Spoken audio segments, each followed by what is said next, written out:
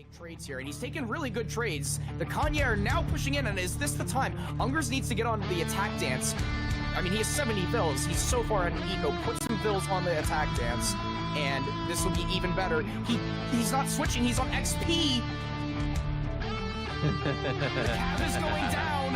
It's getting melted by the buildings here. The longbows are still standing and doing damage. Does he have enough steam though? There's not enough running out though. Yeah. Eaton Bowman, 1.5 fire rate once again, coming up truck, being king here, and just even though drag boxing the Naginatas forward, the Coyotes are trying to move, and the Atoman, he drag boxed the wrong direction, and now the Atomans are getting snared by oh my goodness. Nagis are shredding this right now, and it doesn't look like he's got 11s. I don't see any of the pikes. Where's the pikes on this fight? The Nagis are just cleaning this entire mass up. Coyotes are falling. You got the Ashes getting buffed by the Dynamo. They've got Ashy attacking. They're absolutely shredding everything here. Yumi don't even need to micro this at this point. He's going to have to sack off Rust. Yes, he has to come in melee here. Yes. I don't think he can continue keep microing. Well, he's going to try, wait for reinforcements and try to make it to his blockhouses. The question is, how much damage will he going to be taking? This is nice micro from Ungers, but you know, the Tonsons just have to attack move here. And 1.5 fire rate, they do have staff animation. And the Tonsons are absolutely insane. But he has drawn him into the double blockhouse. Now fighting under the double blockhouse. The question is it going to be Muskets are a little behind here. The Cossacks are now getting snared by the Pumas and the Coyotes. The Explorer is now in with the triple XP tech. Some warriors are mixing. The Atoans doing absolutely insane amount of damage. He's on plus 36%. Look at him on the attack. That's plus 36%. And he's just Coyotes on the Strelitz. Blockhouses are actually doing decent damage here. The Coyotes are kind of going down. The Spears are now trying to move in towards the front, and it's actually a decent fight, I think, for Tabin. Pretty good fight for Tabin, but you know, there's not very many Cossacks. He's letting a lot of these Coyotes and Pumas kind of shred his Strelitz a bit. Finally getting his Cossacks where they want to be on the Slingers, and gonna be cleaning up. Here, the ESOCs are out of position.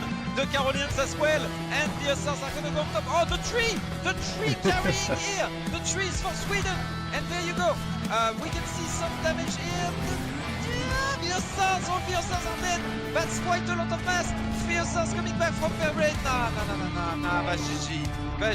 Optimus, his mass is getting completely clean. The ESOCs, that's going to be a big snare right there, and there is no way those Carolinians are going to come out alive. Maybe should be able to swing this water fight. Oh my gosh, it's so, the micro here is so intense. Get in, get back in. Will the Yumi have the chance to snipe him? Oh my god, the ship is at 62 HP. Oh! Frontline, what a god. Oh no! Oh my god! Oh my gosh, this micro was insane, and that's GG. Wow, those galleys have such low HP.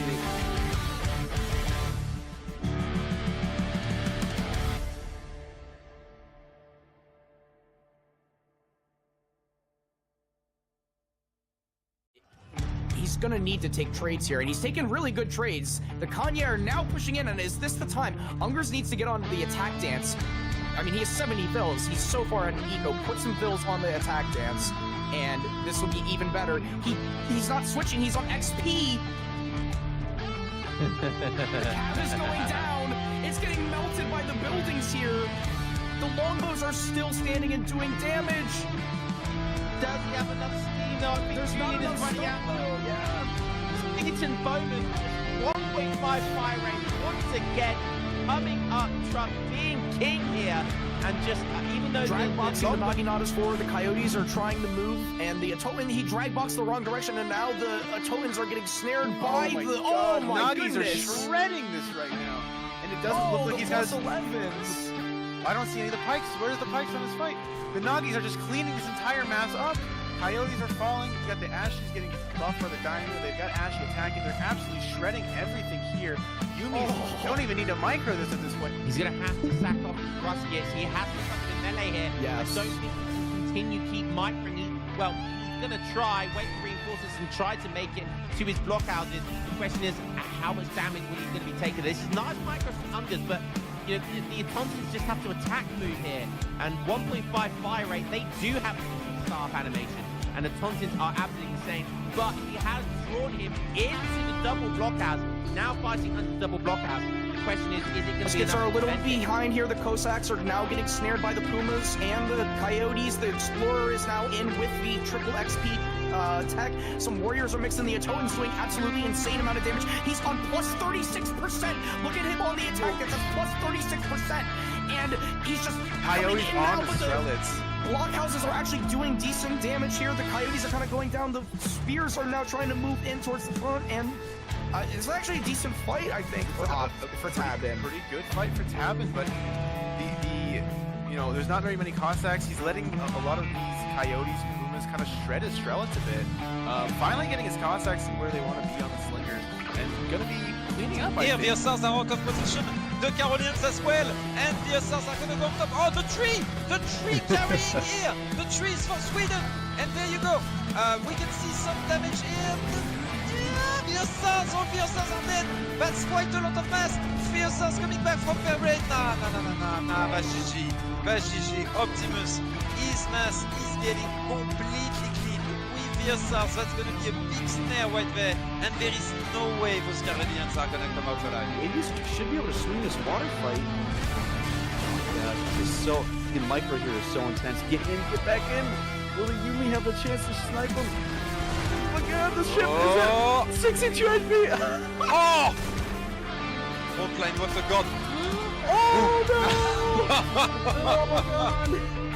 Oh my gosh, the micro here was insane, and that's GG. Wow, those galleys have such low HP.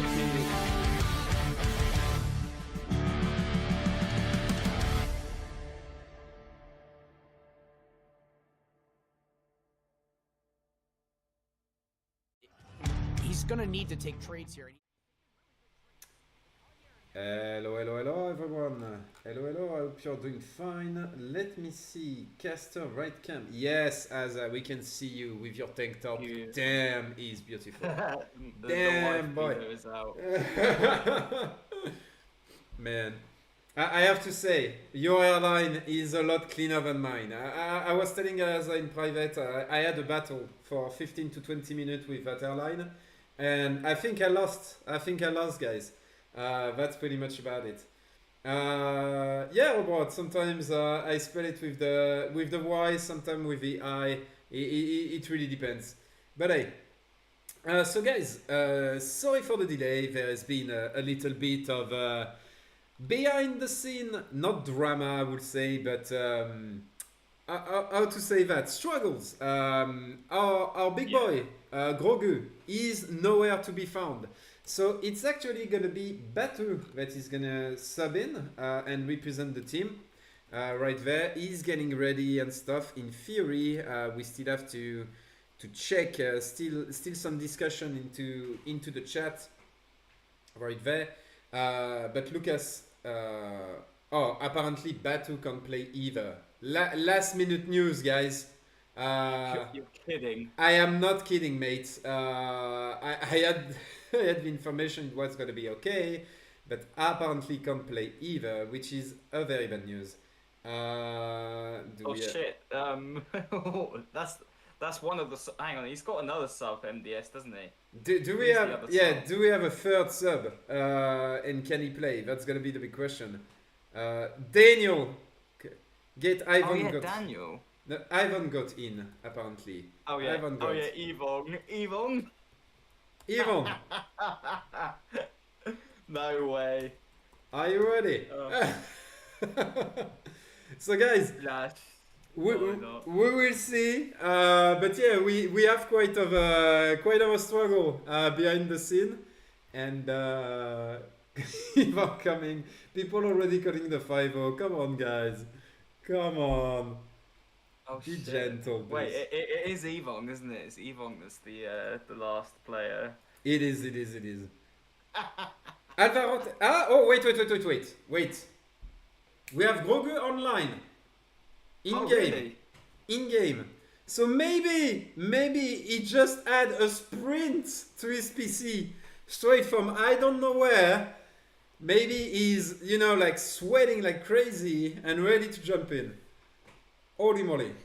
That would be amazing. The last They second had- sprint. They had us in the first half. They had us in the first Yeah, half. exactly. Oh, You damn. gotta change. You gotta change the names yet again in the title and Hey. the overlay. If that's all I have to do, it's gonna be fine, you know. As long as we have a cool CV on our end. But hey. Let's see. He's still not responding. You know, he's like that girl that you matched on Tinder. I don't think you are on Tinder anymore, Asa. But yeah, that girl you matched on Tinder, and she doesn't respond. You know, you're sending a text and she doesn't respond, and you're like, damn. And even if she responds once, then every time you send a message, she waits for the next day to respond, because you know she has to be desired. You know, damn. That's rookie error. That's a rookie error though. You get her to switch to WhatsApp as soon as possible. Yeah, exactly. Good afternoon. I'm having trouble at work. I'll be there in an hour. If the game can't be saved, I will accept defeat by default. Oh, Seems like you're speaking damn. from a lot of personal experience there, Kanoki. No, sorry. It would be starting, and I got work. Okay, so apparently, guys, it's going back and forth. So Alva was online, but it was on Discord, and my man is still having trouble at work. So Good afternoon. Oh, that's what he's saying. I see. If the... Lucas cannot delay. So unless Ivan is jumping in, we don't have a series. That's what is up right now. So sorry for that, guys. I had confirmation that Batu Here we could play. go. We have Ivan. Is typing. We have- Ivan Goat is typing. I don't even know the maps, bro. Feels pointless. Oh my god, that's such a bad sub, man. Come on. I think Batu can get his laptop.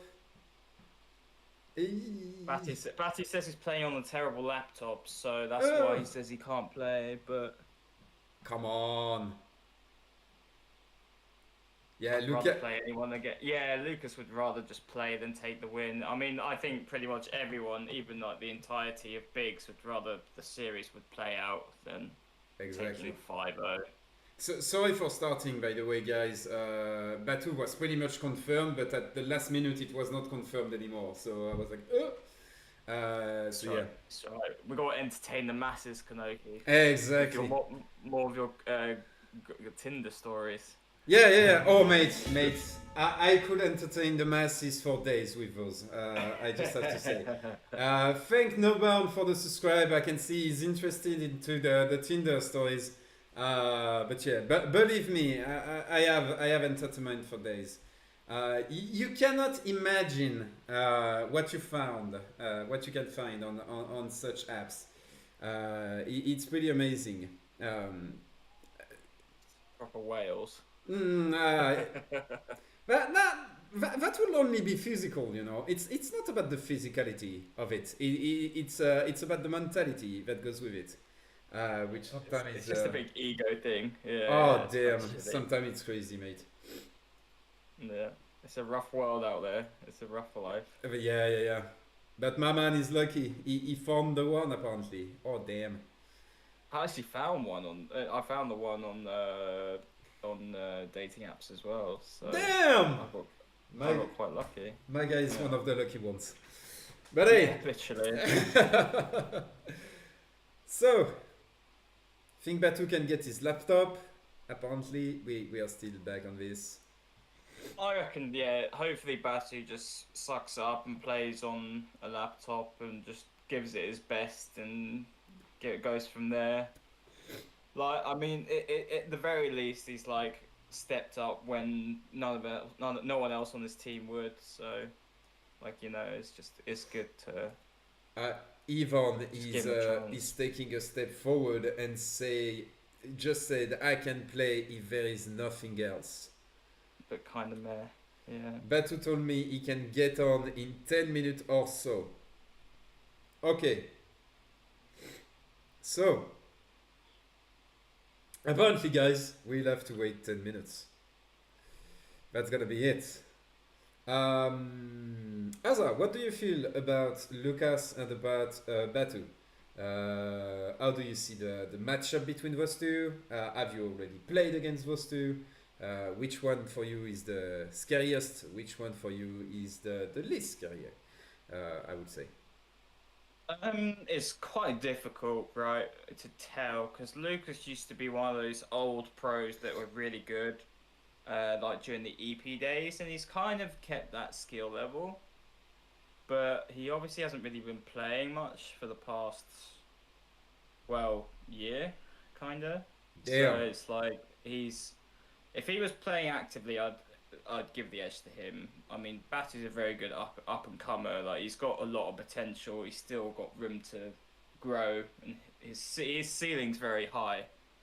But like I think Lucas has got to see how much he unrusts basically, and how much he's practiced basically.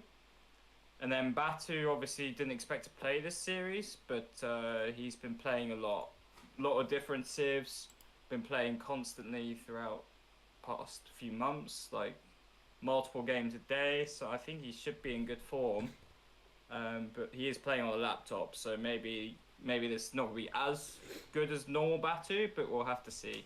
So that there's a few little outliers to work around. It kind of depends on how they perform on the day today. So it's yeah, I think it'd be interesting. I think there's no huge skill gap or anything, but I would give the edge to Lucas probably just Okay. because of his experience in like tournament settings. I think. I could be completely wrong. Yeah, I really hope we are gonna see some fun stuff. We saw some native being tried last series. I really think the map pool is extremely interesting. I really like the maps in general that are being played for this tourney, at least for this stage of the tourney.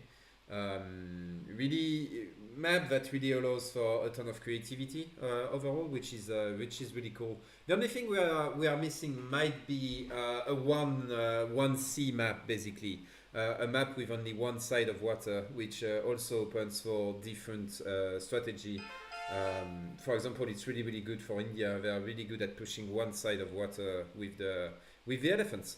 With the siege elephants, it's actually something I learned thanks to you. I can remember, like I believe it was 3 years ago, and A while ago, you revealed a crazy strategy with India in which you push with the fast FF into contesting water with the Agra fort and the two siege elephant, I believe.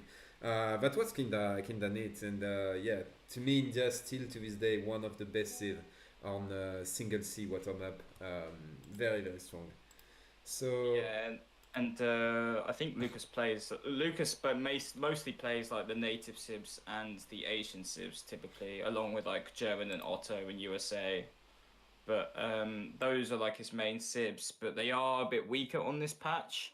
So I think he has catered towards the more USA and Otto style with a bit of German.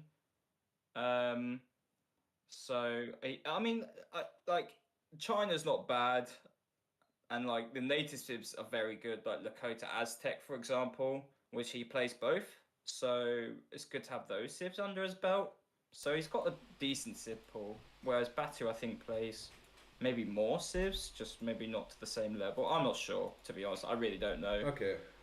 Lakota, I'm not sure we're gonna see Lakota because there is no really good map for Lakota on this first series, I would say. You don't have a map with 4 TP that can be contested, which is usually what you want with Lakota. A single TP line, 4 to 5 TPs, and you just contest it. So yeah, I'm not sure we're gonna see Lakota, but maybe that wouldn't surprise me. I don't know. Lakota's just a very good civ. You can play it without the stage line. So I mean, you can play it on like Lithuania or something. Just take 2 safe TPs near your base and just sort of play kind of old school Lakota, like cavalry based Lakota rather than the Warhawk rush. So there's multiple ways you can play the civ, which is what I like about it, but it is very strong. So I can see Lucas playing it there if he doesn't play Otto there. Bless you. Thank you.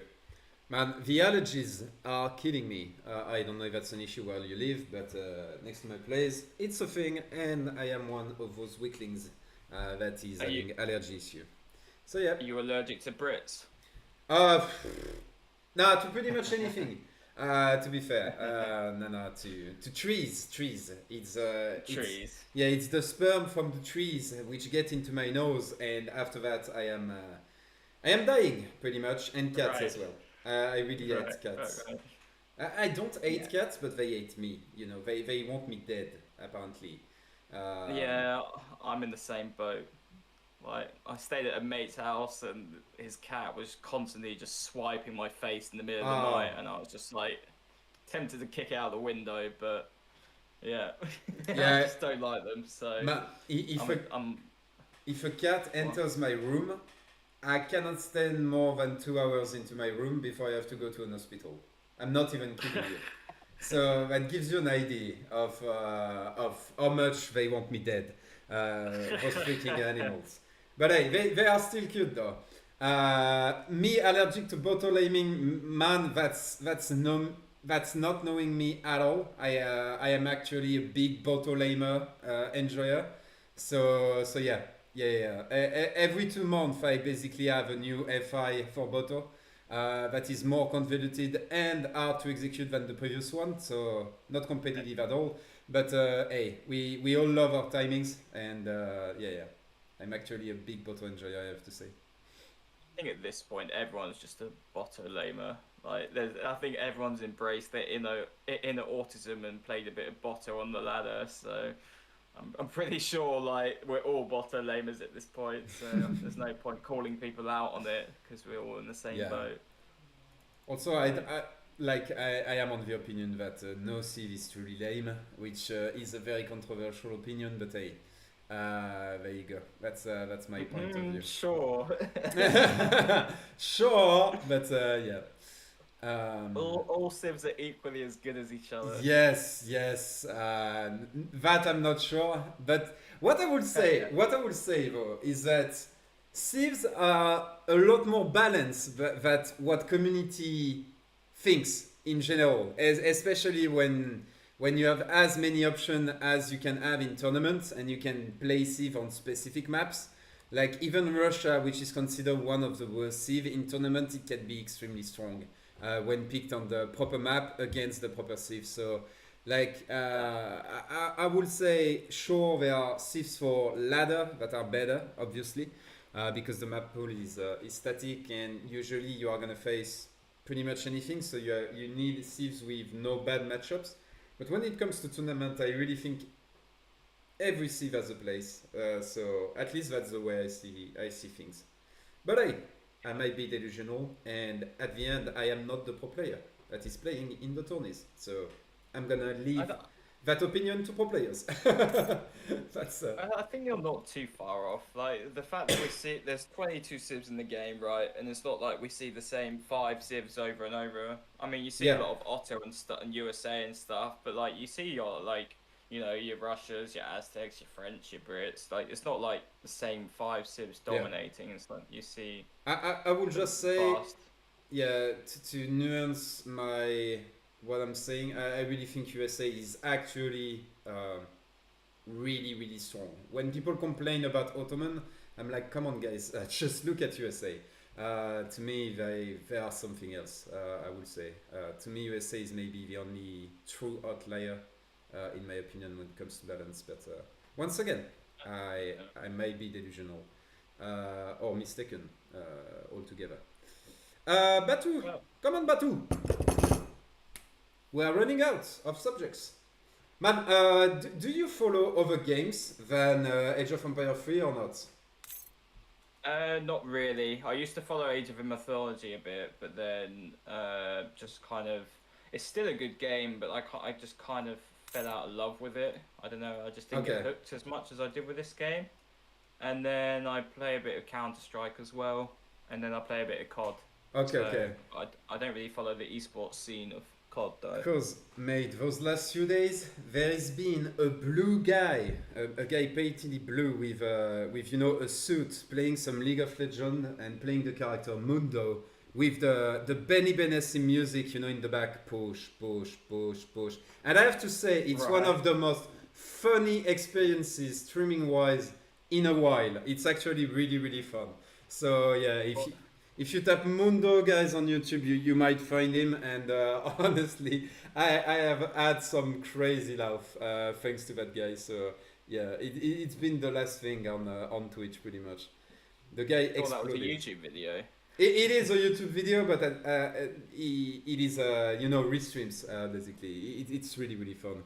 So in case you are interested into that, guys, you play that before you go to bed, and it's at least you finish the day on a laugh, you know. So it's pretty cool. Well, it puts you to sleep at night, does it?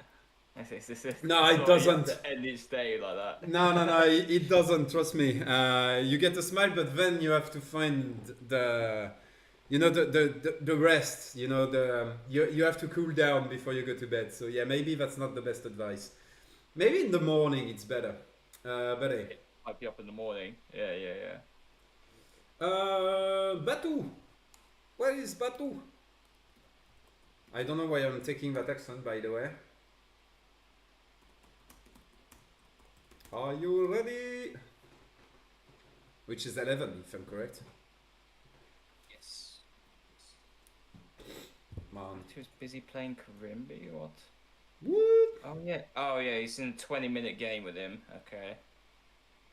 Come on, mate. Are you kidding me? Yeah, it seemed like he was in game when we asked him.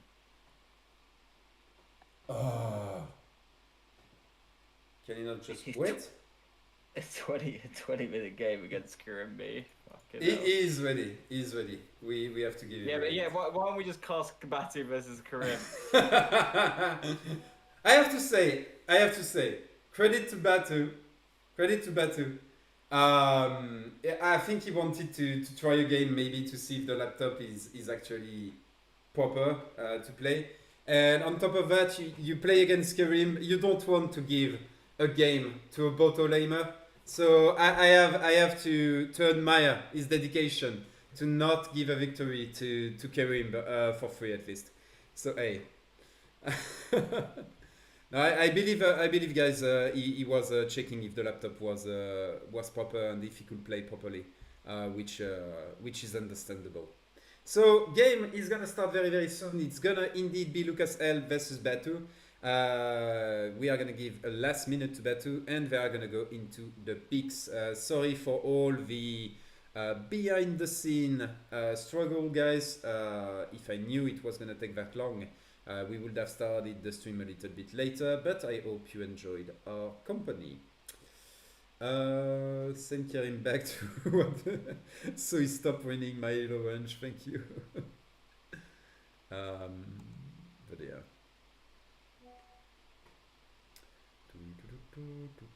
Seems like he's finished this game though, so I think they're starting with the SIP picks right now.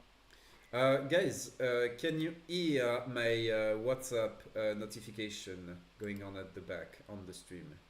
Because I have some friends that are quite talkative right now, so I hope it's not disturbing and blasting your ears with notifications.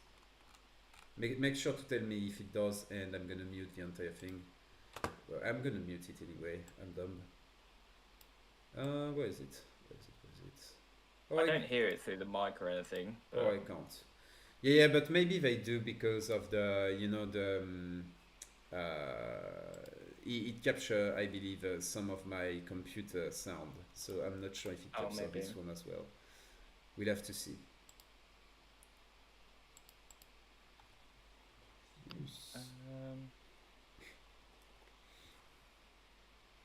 Alright, they're picking Civ now. Batu's joined as a guest captain.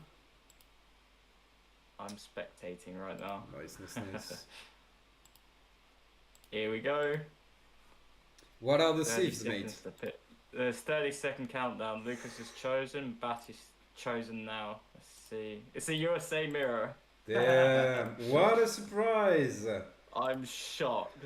On Balkan Mountains, once again, guys, we will have to do something. Make sure this is not the only map. I would say we have the password. They are gonna put a little bit of delay. And we're gonna start basically jumping in 3 minutes. Don't forget delay, because we don't want any cheating. Basically, with a player watching the stream, that would be dramatic. So yeah. Yeah, just procedure. That's all. I mean, I trust both the players, but Yeah. you know, it's just peace of mind sort of thing. So, Exactly. When is Sheik versus Lionheart? That's a really good question. oh, that's just gonna be a 4-0 bash for Lions. So do we even bother? Brooke in the chat is saying Azaguns are out. Damn, I have to say they are. Sun's out, guns out. Have you been going to the gym? I haven't been for like half a year. Damn. It's like I was training for my RAF, my Air Force stuff, and then I just after that I just didn't carry on going to the gym. Sadly, I should have done, but I don't know. Sad. Motivation thing. I have to say it's been 4 months. I haven't I haven't been eating the gym. I am drumming a little bit too much, mate. You usually see my hands right now. I have how is it called? Clocks. You know when your skin does a little thing and there is some kind of water under it, you know, and it burns when you have friction on it. So basically, oh, I see. Yeah. I have that all over my hands. It's an absolute pleasure, but hey, it's worth it. It's worth it. What was I gonna say? I can't even remember now. We've got another sub in the chat. I love you too, Dirty Mike. Of course, it's Dirty Mike that loves you. You know, it sounds like an 80 movie. You know, Dirty Mike. Wasn't? Yeah. It was Magic Mike.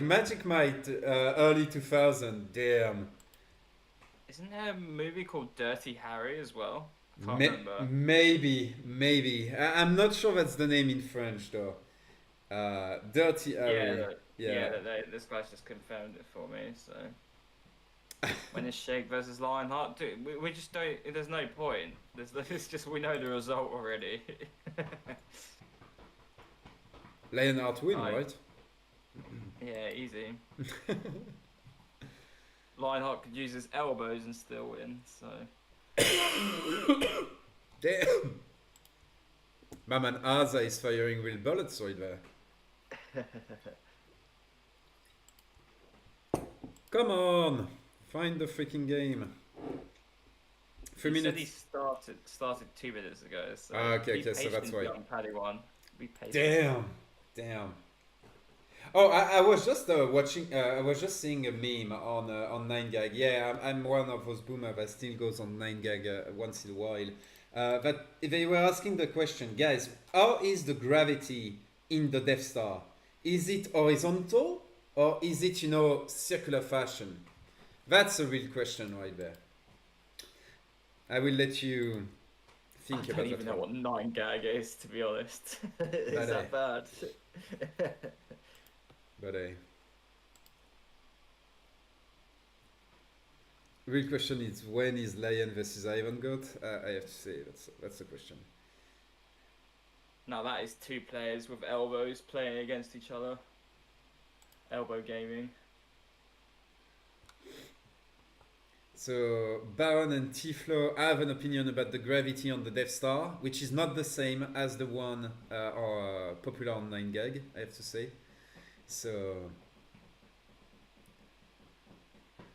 Death Star gravity works same as your mum's gravity. Come on, mate, keep that for Revnak, but please leave our mums out of the discussion.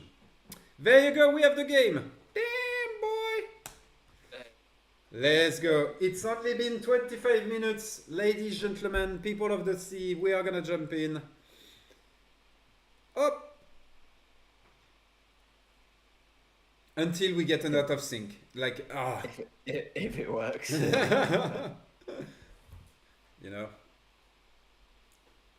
The game is loading. Okay, let's go. Ladies and gents, We are jumping into the game. And here we are for that series. Opposing in the soft side, in the blue, Lucas versus in the north side, Batu. Batu is gonna sub instead of Grogu, already starting fine with a big wood treasure actually right there. XP versus wood treasure. So not wood unless you are going for a 1320. Not the best treasure as USA, especially if you go for the 1010 basically, which is looking like the option chosen by Batu. Lucas is gonna go for the 1010 as well. What do you expect, Aza, on this map, going as USA? I expect many Highlanders will be made, or shipped rather. I expect the Nat TPs to be taken, and many free units from the Nat TPs to be spawned. By the way, Basically. which one do you prioritize? Do you prioritize the Magyarsa or do you prioritize the Greg Revolution with the Musketeers? It What? depends on the game plan, because like you can get the Major Hussar much earlier, Okay. at like 6 minutes or so, and the Musketeers you can get at like 7:30 or something. Okay. But they're obviously 8 Musketeers at 7:30, and then you get 1 Major Hussar at 6 minutes. So it's 6 minutes. It depends on how much damage you want to do, whether you want to take a forward outpost with the Major Hussar or anything like that. So it depends on the game plan, basically. Okay. Interesting to see, to hear especially. I would say Magyarsa, yeah, if you want to idle your opponent eco a little bit, it's obviously better.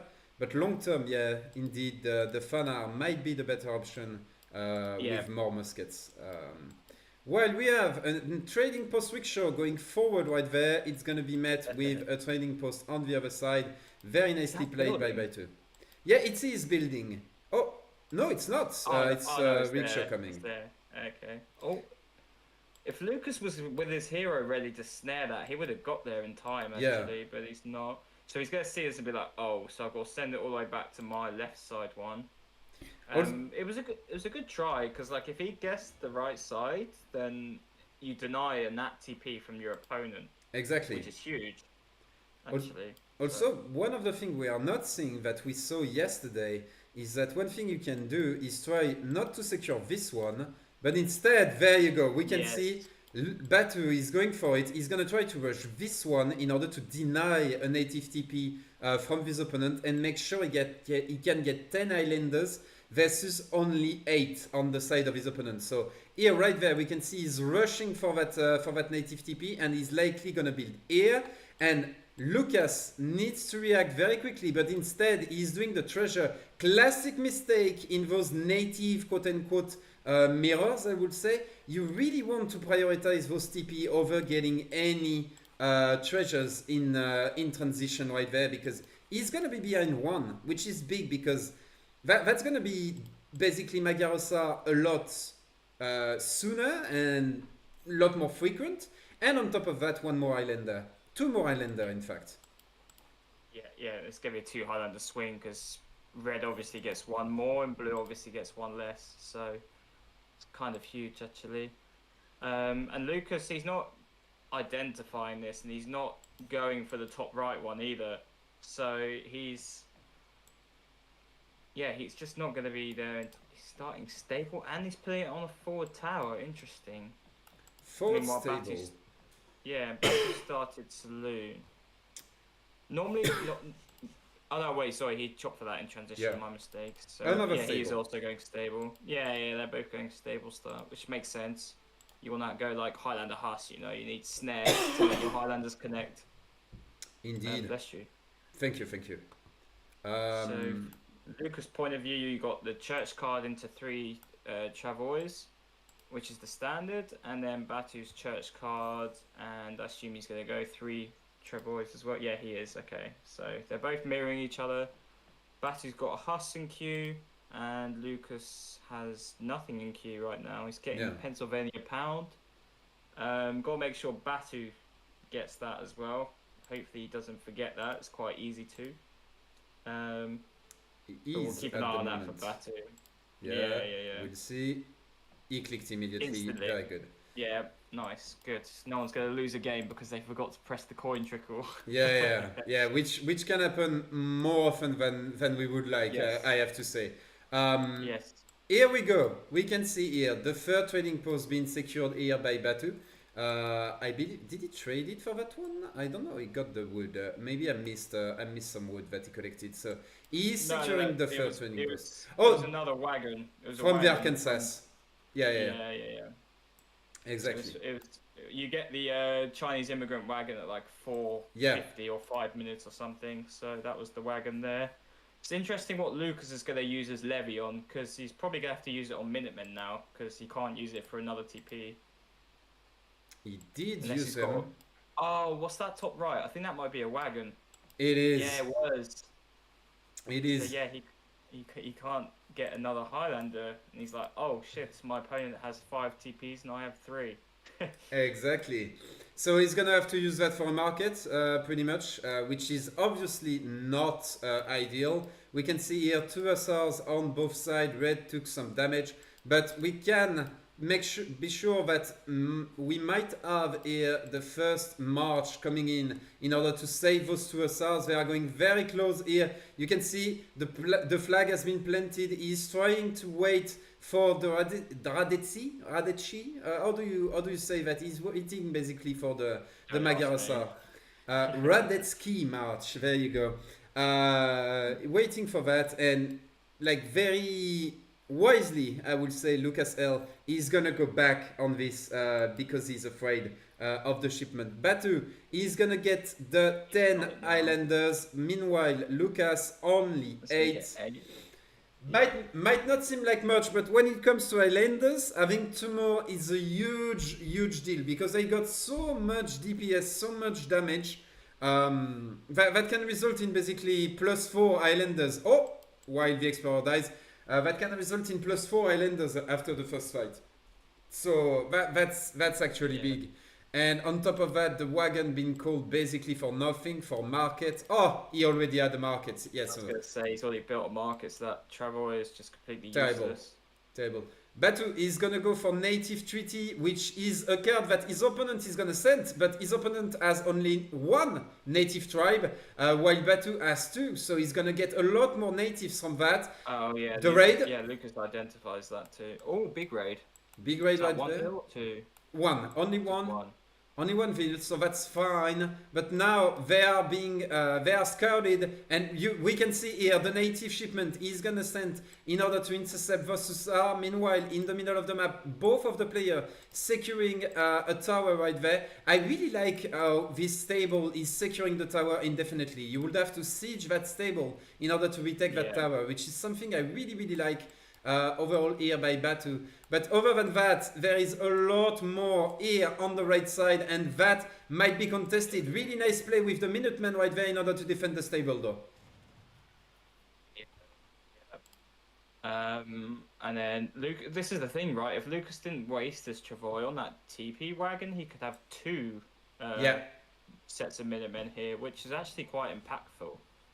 Indeed. Which would actually be like a good sort of compensation for being down 2 Highlanders. You get 6 Minutemen that can't get countered by anything. But now Batu has like native treaties, which is just 10 times, like twice as good as Lucas's one, because he's only got 1 nat TP. So 1 Islander down. He's trying to get the TP, but he's losing Highlanders for it. And well, losing Highlanders is like Terrible. huge, especially when you're down in them.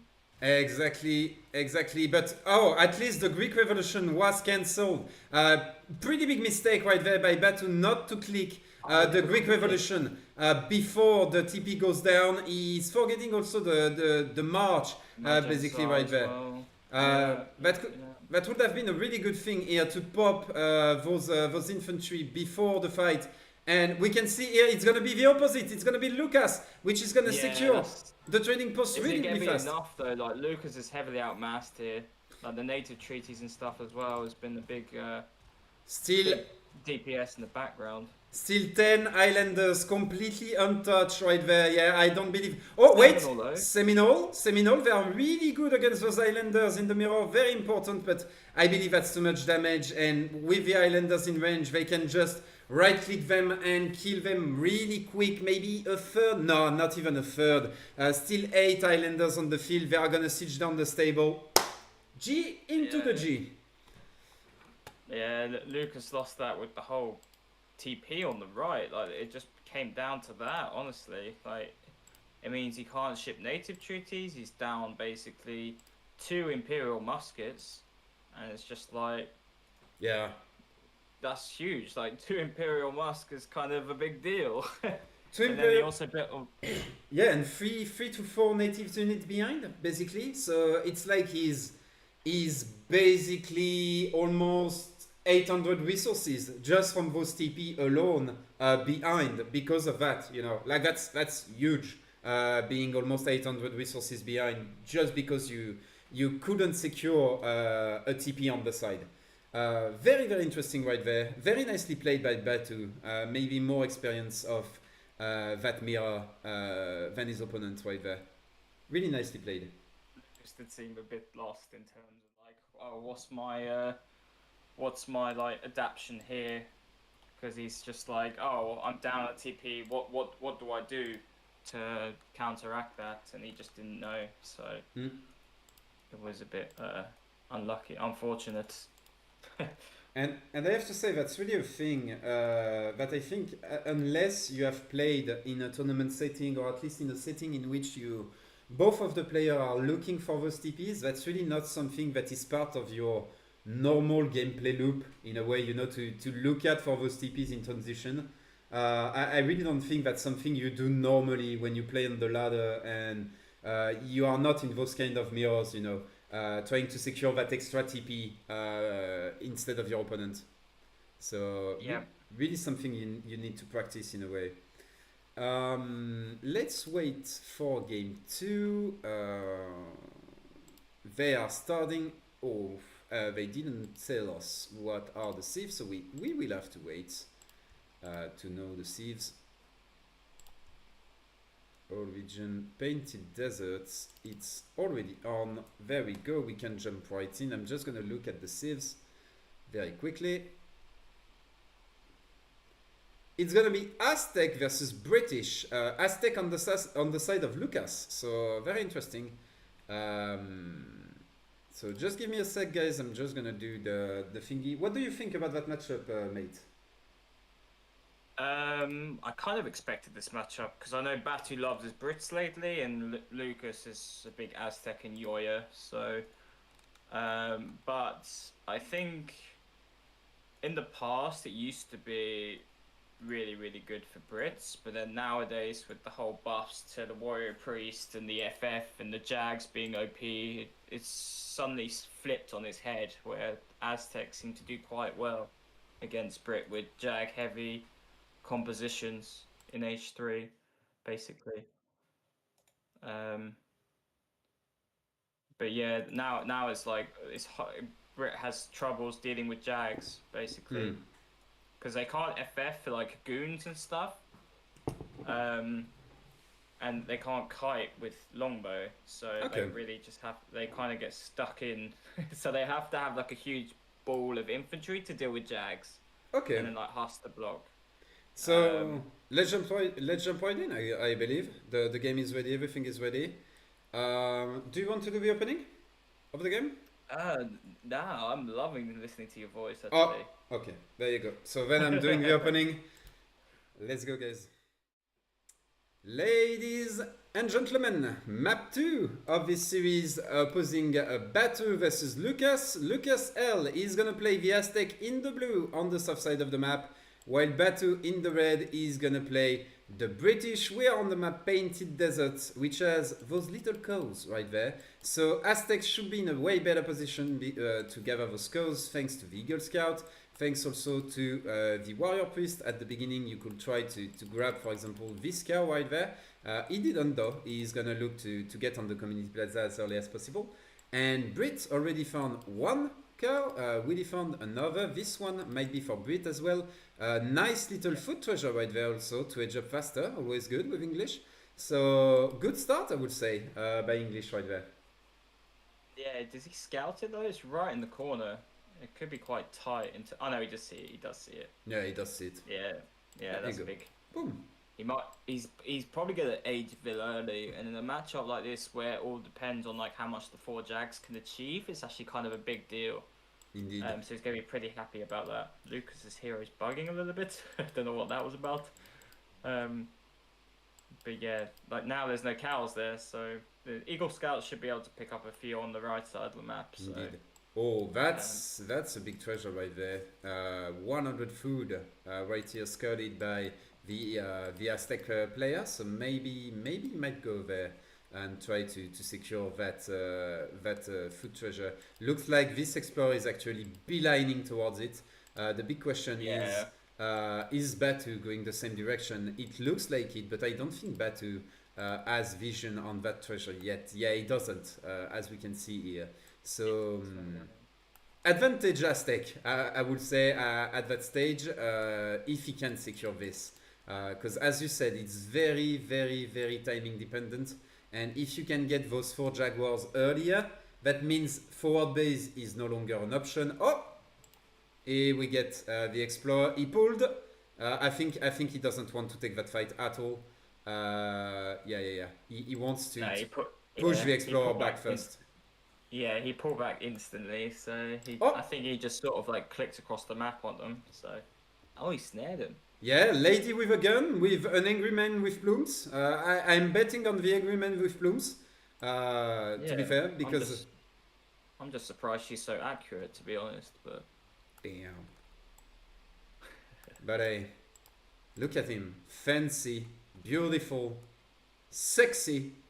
But today is not gonna be the day he kills that beautiful lady.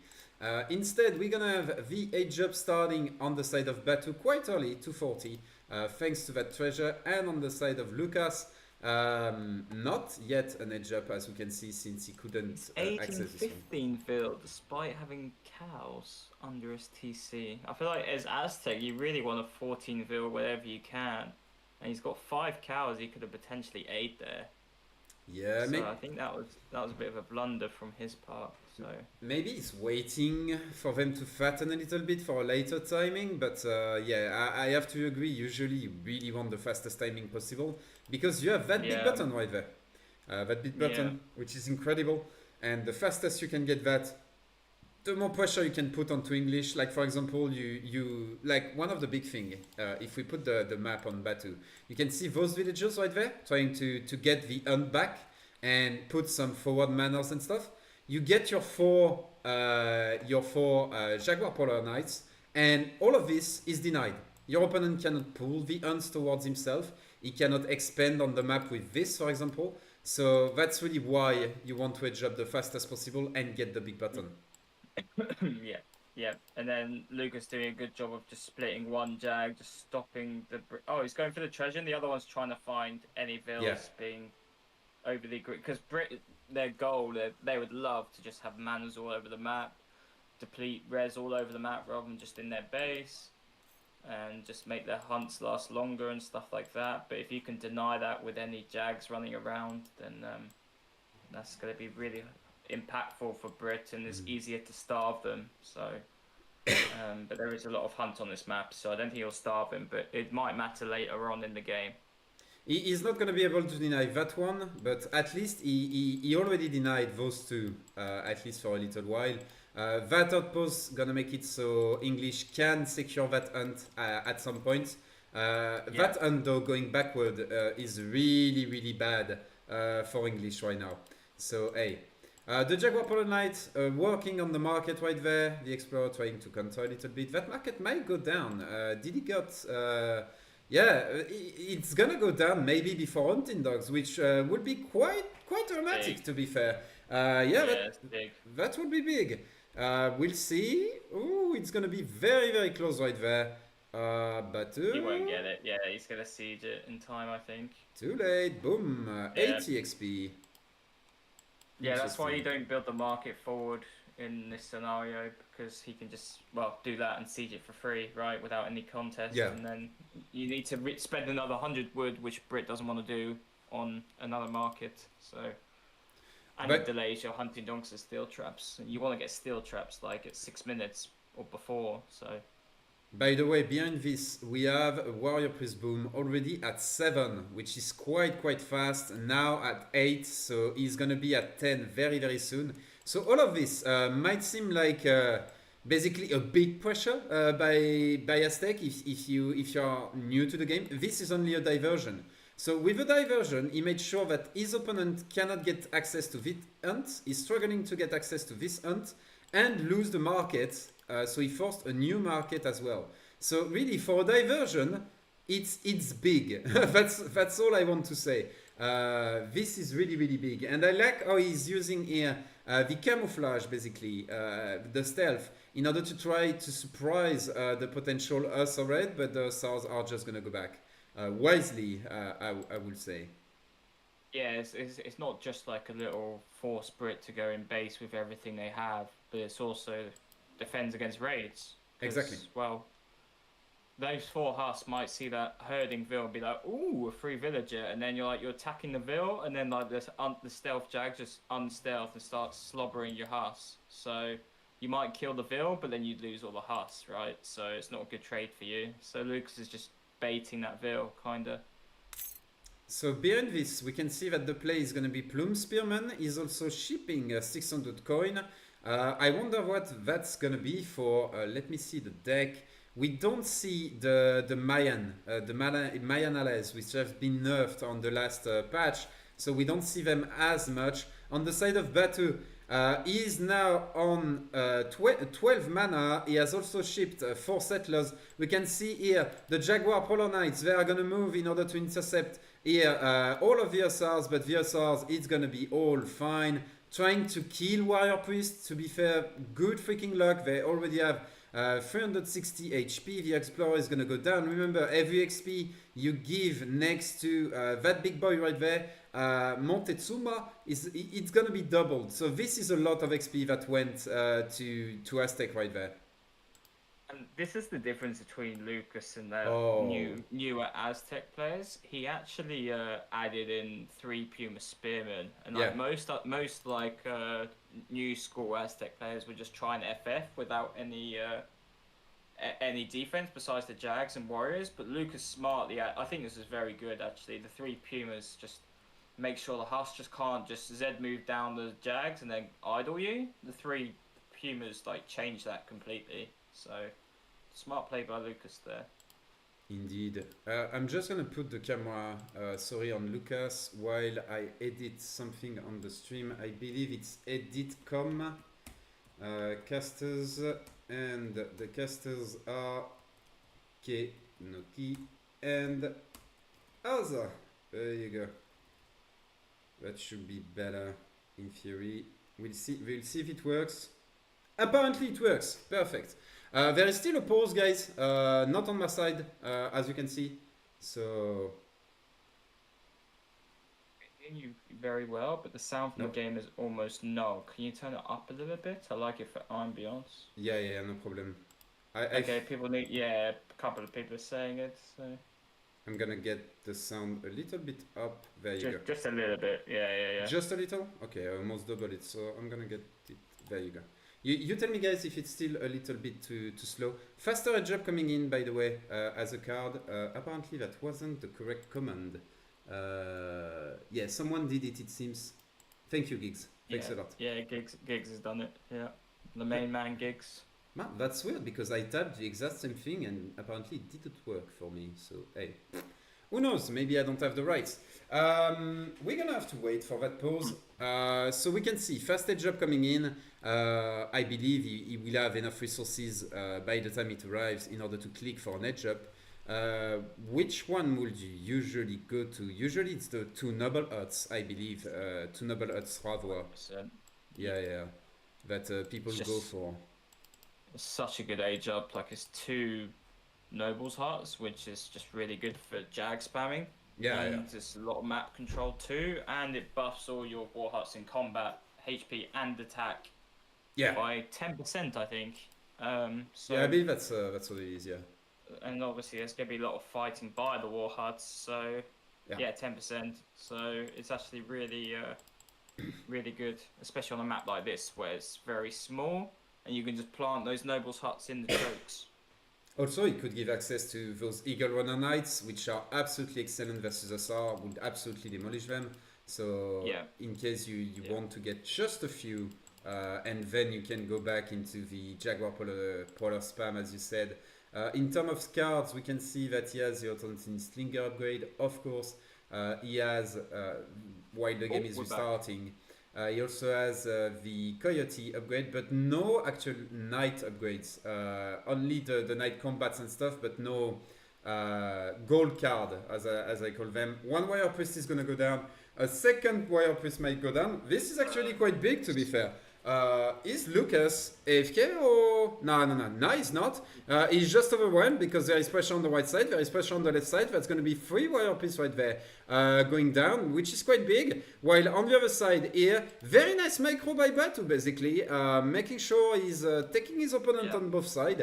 And LukasL with a little bit of a sloppy macro right there, losing three of those Warrior Priests.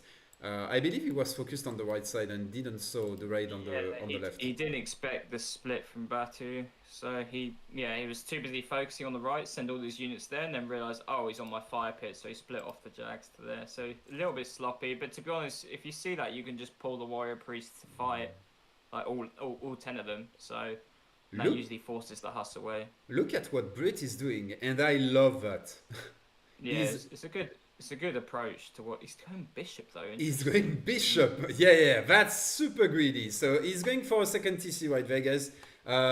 So basically gonna try to secure. I believe he's gonna try to pluck it somewhere around here in order to secure 2 hunts and a silver mine. I wouldn't be surprised if that is his approach with this Bishop. That's going to be a slow edge up though. His opponent already edged up. We can see the first noble out going down, the second noble out going down, completely securing the front of the Aztec base right there. And the big question is going to be, yes, 9 Jaguar Polar Knights behind this is not going to go into the Eagle Runner Knights right there. And is he going to keep investing into more Jaguar Polar Knights from there? Is he going to click this button right here? Maybe he's waiting a little bit to have both. Check There we Batu's go. deck, because it looked like he was stacking res for industrial. And it still looks like it, because normally you would just train Indeed. Hussar in transition, drop a barracks. Oh no, I think he's just getting ready to spam goons, because he's drop a second stable. Maybe yes, because I don't see any racks on the map, so it seems like he is looking to spam goons. So goons in reaction of Jaguar Polar Knights. Is that only against heavy cav? The bonus. It's against all cav. All but, cav, you right? You just kite the Jags. Yeah, right, exactly. with the goon. Exactly. But if Lucas adapts, he can just transition into like a big mace switch at some point. Yeah, so it looked like he queued goons before you switched over. I think he did, unless he went H4. Goons. H4 would be a bit ballsy. Yeah, and he's shipping Falcons. Interesting. Yeah. I don't like the Falcons. Yeah, me neither. I really don't. No. It's gonna fix his army, basically, which is not what you want versus that amount of Jaguar Polar Knights right there. His fire pit's being raided though. What's happening on his fire pit? Indeed, an absolute massacre is happening on the fire pit. We can see villagers going down. We can see even more of those warrior priests are going down. Some warriors are being called right there. They are going to deal with Versar, but that's not without giving up some XP once again. So very nicely played here. While on the front, we have the army forced to retreat right there. 10 warrior priests still alive, but he lost some villager. It's probably like 2 or 3 vills dead, I think it looked like. I thought he lost warrior priest, but no, that wasn't too bad then. Like if he knows like there's no vet hussar though, so yeah. 13 fields behind though. That's quite a lot when you think about it. And the second batch of SR of dragoons, is going to come out. So that's going to be 20 dragoon, which I believe is enough to maybe kill 2 Jaguar Polar Knights every volley. So quite intimidating. While we have those Arrow Knights coming into the field in order to try and slowly siege those houses. I really like those. I think having just a few in order to apply pressure is always a good thing, but you need to protect them though. Yeah, there you go. And we can see. So Lucas has realised he's got a tech switch into mace now. Like, yeah. 100%. You might have to like. To be honest, if I was Lucas, I'd put some in stealth and then like bait the goons forward and then just try and catch him. Like, but it's quite tricky to pull off because he's got to buy time whilst he sets up his mace transition. Really, and he's doing it now. He's going eagle heavy though. I'll literally just go full mace at this point. Yeah, Honestly. Eagle, they don't deal damage. Yeah, they don't deal bonus damage against light. They only deal bonus damage against heavy cavalry at range. So I would agree with you going with 110 right there, and just yeah, sling those down basically. Authentic slingers usually are. I mean, against, Eagles beat them as well, but they're just so expensive for Aztec, especially if they haven't shipped Yeah. any bill. So he just shipped it now, though. To be fair, but I mean, he wants to just spam like cheap mace that trade insanely well versus them. Fully agreed. He could play a little bit more with his stealth right there, but nicely placed. The Explorer of Batu, securing the position and making sure that no Jaguar Polar Knight can just pop on top of his army. Really liking this. While we are gonna have a fight. He can just run the Jags onto the Falcons, right? There's no block whatsoever, and the Arrow Knights get pop out just to seal the deal. Mace will get a DPS the goons, and Batu's got to basically just sack the Falcons here and just kite his way out of this.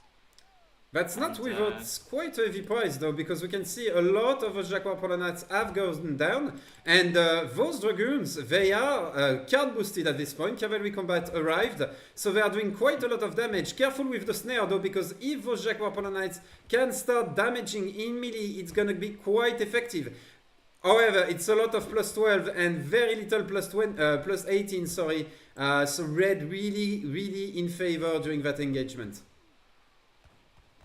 Then you got to remember, like Aztec has a card that can ship like up to 12 Jags with how many Jags they've lost, so you can literally just press the ship the 12 Jag button. So it could be a bit scary in that regard. But the goons are doing well actually; they're holding their own. There's just not enough maces here is the problem for Lucas. And look, Like preemptively the SRs already being called right there in order to deal with the Macemen, which I kinda like. They are not upgraded to veteran though, but more than enough goon in order to deal with what is on the field at this point. Yeah. Although there's enough Eagle Runner Knights there just to finish them off, really. Like, Eagles are so strong against heavy cav, it's incredible. Yeah. But once again, he still has the same issue where there's just 4... If he just shipped 13 mace at some point instead of, like, 8 Vil or 6 Eagles or whatever he shipped, then he would have been completely fine, but... He doesn't have the shipment, by the way. He doesn't even have it in deck. Yeah, well, see, that's why you should always have it. Yeah, pretty much. It's just such an important shipment to have. He's shipping. What's he shipping now? The Merc one, or is he shipping 9 mace? The he's 12. the Merc one. The Merc one. Yeah.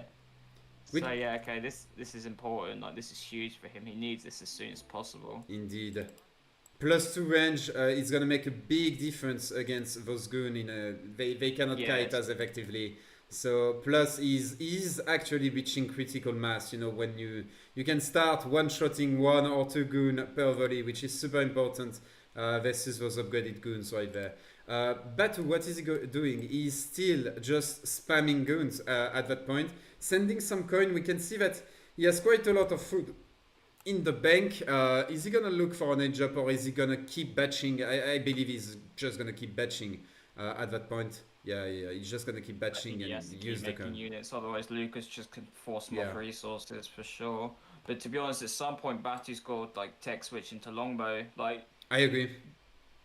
as Aztec are no longer doing Jags, which is what you want as Brits. But then like once this happens, once like Aztecs get Eagle Runner plus Mace unit combo, the only counter to this is longbow. So he needs to like slam down 2 Raxes as soon as possible and just start pumping out longbow.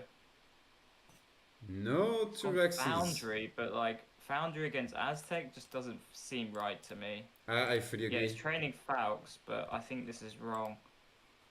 Yeah, it's less mobile. You have an easy answer at all points thanks to this, thanks to the Arrow Knights. And on top of that, the Arrow Knights, they convert really well into siege. So usually I don't like to go into siege against Aztec because on top of that, it gives them siege at the same time. You know, it's not like other Civs in which they have to invest into culverines, which are quite useless outside of the siege battle. Not the case at all with the Arrow Knights. actually. Two Falconets though coming in. They are gonna be able to deal quite well with Ozotantin if they can connect. But we can see here the mobility of the Ozotantin immediately going out and just gonna rotate and force the Falconet to pack again. Fields on the mine? Surely he sees those fields. I think he just doesn't want to take the fight because he's afraid of the Falconets. I believe that's what it Could have is. sniped a couple. I fully before agree. running, Yeah, I fully agree. So he's got Arrowknights in queue. That mine is very exposed. He's going to have to sell some wood here to finish that. He's got to build some houses too. He's completely housed right now. So he's got to... Okay, he just slammed down like 4, so that's good.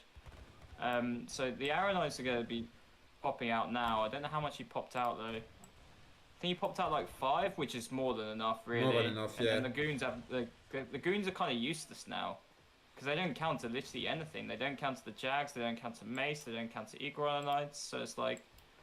Now Batu has a huge like comp disadvantage. Like there's his army is bigger, but there's just not it's not the right units.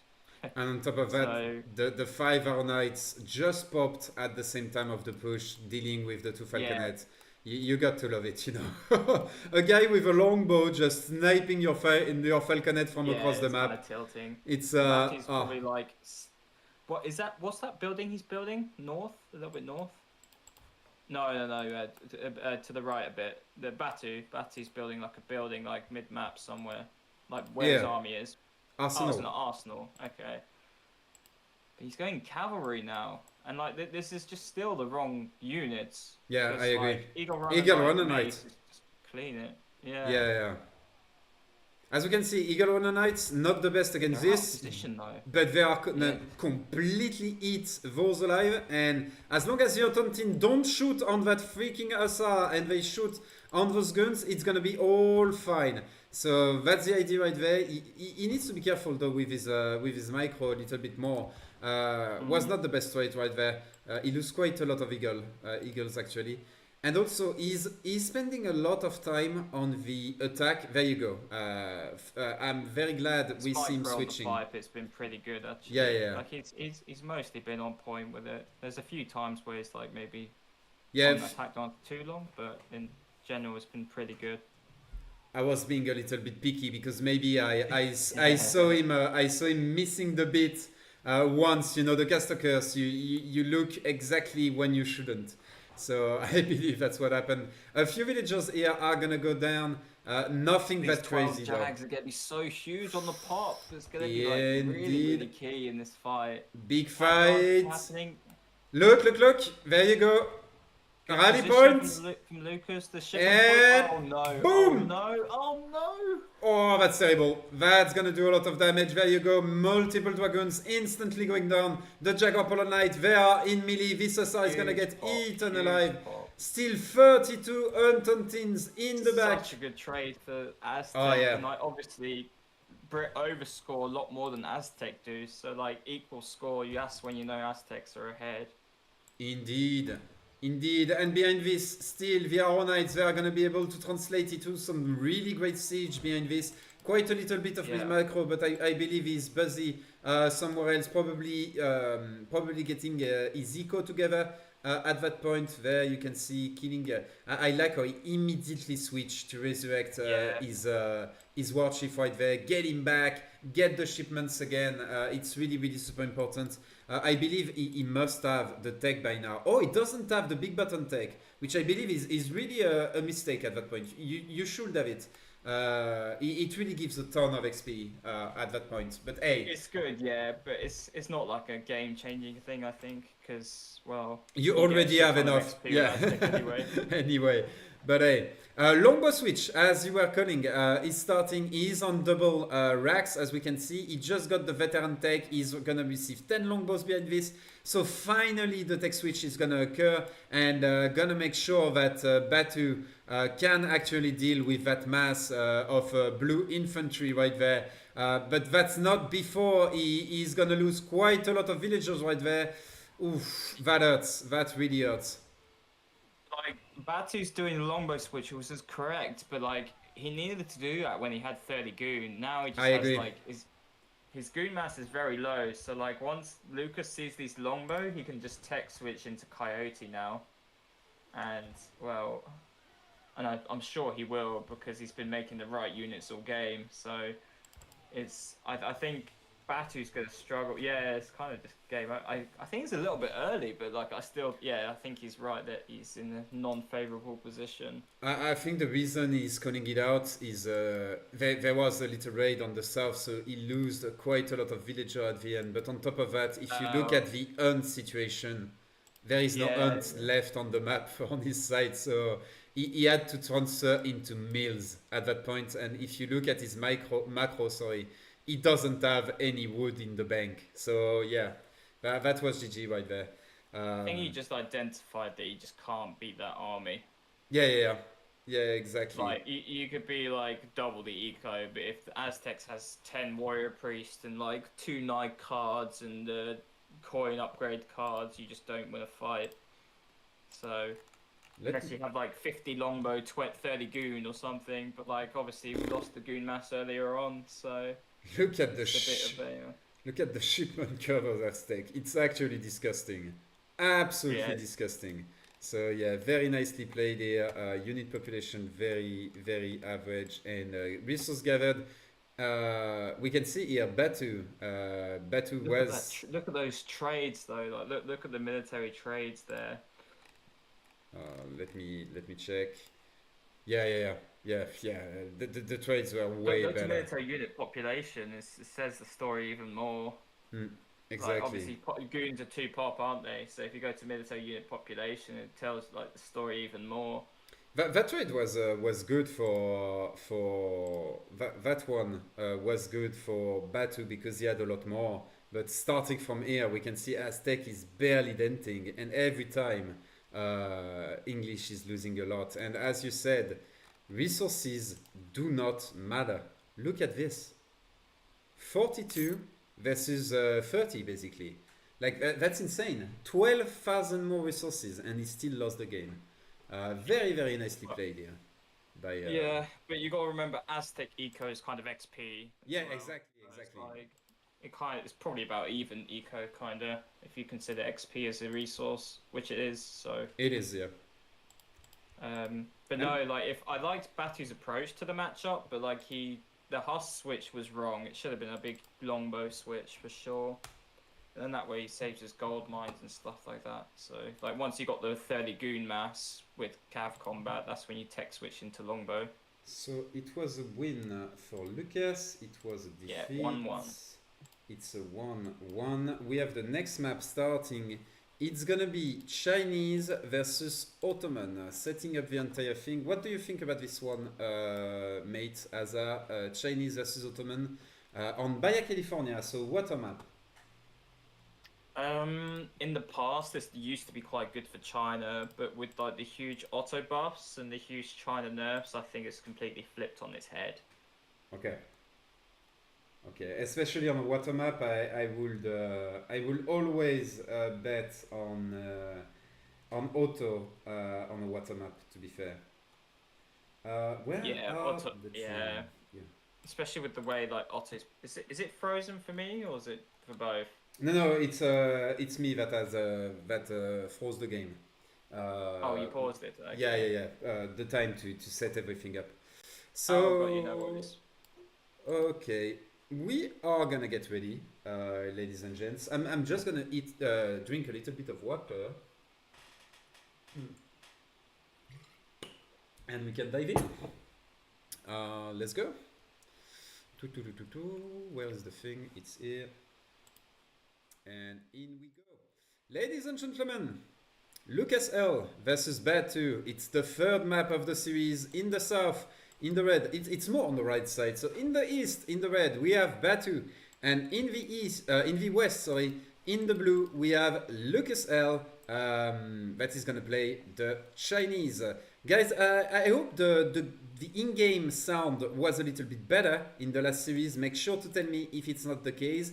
By the way, the Ottoman explorer is actually called Kerim, which I really like. That that little touch right there, that little He's gone reference. for the mid TP, but like only if the spawn is if the spawn is good, you get the pass. But like most of the time you don't, so it's quite ballsy. Yeah, I don't think he gets it. Like it's too slow. Yeah. Yeah. Meanwhile, Lucas going for the safe one in the south, Lucas- so he's yeah. gonna get the first pass. Nicely played here by Lucas with the little disciple. He's gonna likely do the pull trick. Pull trick. What trend is that? A Nat Scout? Yeah, it It's a is. native scout, yeah. Really, really strong. Overall, always having a scout is so valuable in general. Meanwhile, we have Karim here. He's gonna try to look for that wood treasure right there. Wait. He saw it. He saw it, Lucas, I believe. Lucas? Oh no, He Lucas hasn't. didn't. Oh, He hasn't. damn. That's big. That's a lot of wood right there. That is gonna be gathered, secured by Batu right there. Nicely played by him. He's going into the usual, which is mosque plus house plus TP. Likely sending 3 villagers at that point. Yes, that's the 3 villager shipment. Already came, by the way.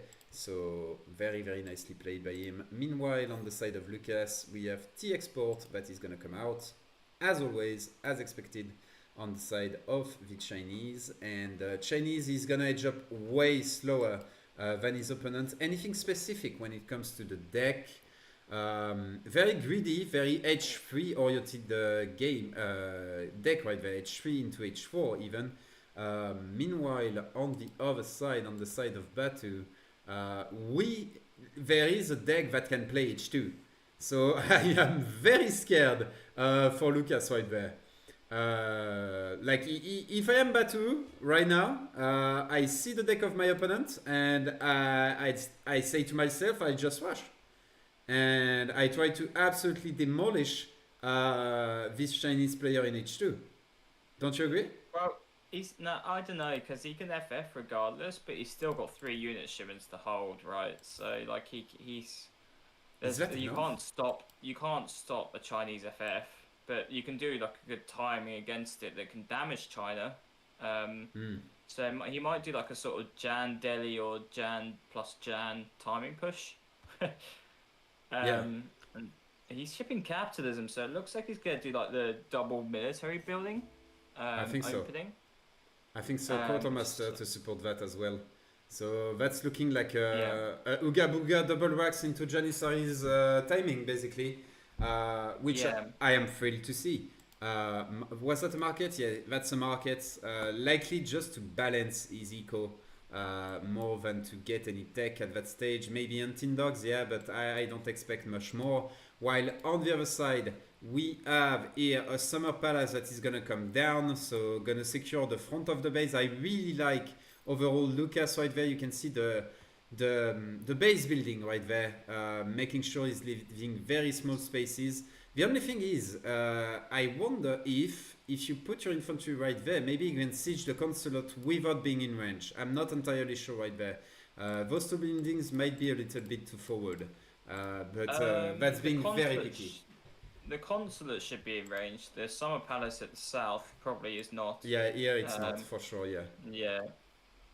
Look. But, I mean, like, it's kind of good for China, for Otto to siege it, to be honest. It gives them time to do whatever they want, kind of thing. By the way, we didn't pay much attention to the treasure, but we can see 2 shipments already on the side of Chinese. So very nice XP right there for him. Meanwhile, on the side of Batu, not as much XP because he missed the first pass, remember. Double wax gonna come down. He's going for 5 Yorks though, so this is not really an all-in. If he wanted to all-in, maybe he would have sent, for example, 700 coin in order to make sure he can batch those Janissaries there. Instead, he's gonna go for the Yorks and play this a little bit eco-centric. Finally switching a little bit, a few villagers onto coin.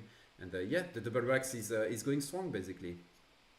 It's a very good economical build that can also put pressure on the opponent, because you can use. Well, he's made a mistake of actually buying for a second house already, but he should do that after the second batch is out, because normally you get 10 Jans out, but he's already bought for the house. so he only gets 8. But like 8 Jans at 520 is not bad. So Indeed. he's still gonna have good batches, and he's following up with coin for some reason. Normally you follow up with wood, but he's going coin next. That shipment was halfway. He cancelled because he didn't saw anything. Now he's resending the shipment again. The Janissaries, they are gonna go straight for the village. I really like this. Going straight for the village in order to reduce the population of his opponent, which is gonna really hinder Chinese ability to send shipment in H3 in case they reach H3 anyway. So yeah, very nicely played here. Very nice. To hide a veil. Yeah. Is he sending a veil on the side? I don't see any veil going north in order to hide the village right there. So maybe this is gonna be safe. Oh, Batu is afraid here because of the Explorer. He sees the snares. He's afraid of the Chukunu. Rightly so. The Explorer is gonna go down. Is that enough though, Chukunu? I'm not sure because the second batch of Janissaries is coming behind. We can see here 2 Chukunus already down. Third Chukunu is likely gonna go down on the next volley. Sure, there is the edge up right there. But is that gonna be enough to defend the village? I don't think so. I think that village is gonna go down. And it's going with to be a him, batch out of the Summer Palace in about 10 seconds or so. So Indeed. Lucas can sort of do enough damage to... What's he shipping now? What's Lucas shipping now? Is he shipping wood or is he just nothing. saving the shipment? Nothing. He's saving the shipment. He's gonna lose the It's village. not going to pop. It's not going to pop because he's housed. The Summer Palace Indeed. batch won't pop. Indeed, and there is no wood in bank in order to get that new village, which is quite dramatic at this point. Does he have enough here? No, he is No, not. he needs to cancel the relations with the consulate. Yeah, he is doing that now because like you can ship intervention without needing pop space, and intervention is exactly what he needs against this. I see.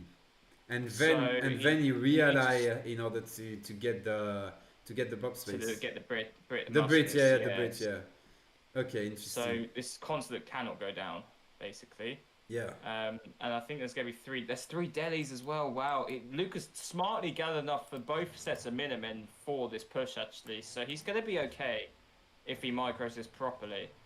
So he pops both sets of Minutemen. The Jans are going to do nothing. The deli's going to go straight onto the Vils because he knows he can't go for the skirms. Lucas is not pulling the Vils back. So he's lost 3 Vils there for free. But he does hold. And he's probably shipping intervention right now. Which he is. He's allying with Brits. He's going to pop the Summer Palace batch. He's just going to go all onto wood right now. He needs housing ASAP. He is indeed. He has so much housing issues right there. He needs 2 villages and then he will be able to send another card right there. But as you said, stabilization complete, I would almost say, with the worst, with a good English neologism. I don't know how you say that, but yeah, a new word basically in English. He stabilized right there. Is that going to be enough though? I'm not sure because behind this we can see Ottoman is not slowing down. More Janissaries coming. He's gonna keep going Ooga Booga onto Raxes and yeah, more coming. This table being added right there. He's going back though. Is he looking to edge up at some point, or is he just waiting for more delis because he's afraid of an arquebusier shipment? I believe that's what it is right now. Yeah, he's still housed. He had to build 3 villages, I think. Chengdaos. I don't like that Lucas is pushing out so early because I think not really at all, in my opinion. He should timing push. Well, he's afraid of the age up, I think, which makes sense. But he's pushing without Changdaos. Yeah. Yeah, and he's pushing with not enough army to even deal with that Janissary mass, I believe, at that point. So he needs to be very, very, very careful. Maybe, but with a good snare, you know. With a good snare, he can go down. But then if 5 delis pop out, he's in trouble. So I think he knows the timing with the deli coming out because he's got a good time. Okay, so he sees it now. He does have 9 guard muskets in there and the Explorer and stuff. Changdaos are here in time. So if he pull tricks those Changdao, he's going to be okay. Indeed, Yeah, he's gonna be okay. Delis need to go back. The Minutemen are still here, dealing some damage right there. The Janissaries are gonna try to connect, but they are being focused by those arquebusiers. Sorry, the Janissaries though they are connecting right now. They are doing quite a lot of damage at range, soaking up as well a lot of damage with their massive HP pool. The Chengdaos are being picked off quite smartly here by the Jans. The Jans not focusing on the arquebusiers, instead doing damage onto the Chengdaos, doing damage onto the Redcoats. The Delis soaking up a lot of damage from that range engagement. More Delis coming up behind this. The Explorer, they're trying to join the fray. We can see the Meteor's armor joining. huge. That's a Yeah. huge shipment right there. They are going to be able to deal with those Delis. They are going to be able also to deal with those Janissaries. Because remember, they are being ranged. Lucas is mismicroing a lot actually. Yeah, I feel like his units I were fully moving agree. too much and then This Like is that. another commitment. This is another commitment right there with Meteor's armors. We can see some reinforcement coming on the side of Batu. oh, But- there's a big. We've been missing a raid the entire time. What's going on in the back of Otto base? Oh! Holy shit! Step Riders! A few Step Riders right there. The Step Rider that popped from the Summer Palace in H2. Wow. They killed quite a lot of vills. 20 vills right Wow. there. 90 vills though on the side of Chinese. Sure, they have some pops from the Summer Palace. But that's quite a lot of damage. Eco damage on both sides. And we can see here that's more than enough daily to keep raiding that base. To keep doing damage to that base. Here, no more Step Riders, on the backside right there. All of the arquebusiers are gonna go down. The Flying Crow is gonna pop at the worst timing. All of the Janissaries are gonna get rid of it in melee with their big swords. And the Delis, now they are looking out for some villagers. They are gonna maybe find this one in the south side. Meanwhile, the Janissaries, they are gonna divert towards the north, try to find other villagers on the other side. But all of those villages everywhere are gonna make sure the villagers are gonna stay safe. What a freaking Sell game. some res for Manchu or something. Like he's trying to go for Manchu right now. He's Yeah. got the shipment ready. He's almost got 1k coin ready. He's also got 400 export from the consulate. So he's gonna have the red coats ready too. Yeah. It's just a shame he lost the crow because the Manchus plus the red coat plus the The Crow deal with everything, yeah. the red coat would just deal with any army that comes to him. But he might even go for iron troops. But nah, yeah, Manchu's so much safer, right? So Yeah. he's going red coat. Does he have iron troops? No, he doesn't. So yeah, I'm not surprised nobody ever goes for these. Even if they are really cool, thematically at least. But hey, we can see Yeah, here I think the Rimas though is clearly in favor of Chinese. Even if he's behind in Yeah. score at this point, it's not gonna be for very long, to be fair. well, it's because Manchus are in queue, right? That's Yeah, it's yeah, queued up. So, but no, I think Otto's hard stuck H2, and I think we missed it. He's actually. not. Those Step Riders probably killed about 7 vills or 8 vills, because like Otto was on 20 vills, and they shipped 5, which puts them on 20 vills as soon as they're H2. So it's kind of Yeah. like he got raided quite heavily. He's aging up now though. He's stacking to age now. Indeed. And he's got a shipment ready, so it could be quite scary actually. I thought he was stuck H2, but I think he just shipped 700 coin or something. He shipped to 700 food actually in order to age, which oh, is okay, and just gathered gold. quite yeah, unique. Okay, makes sense.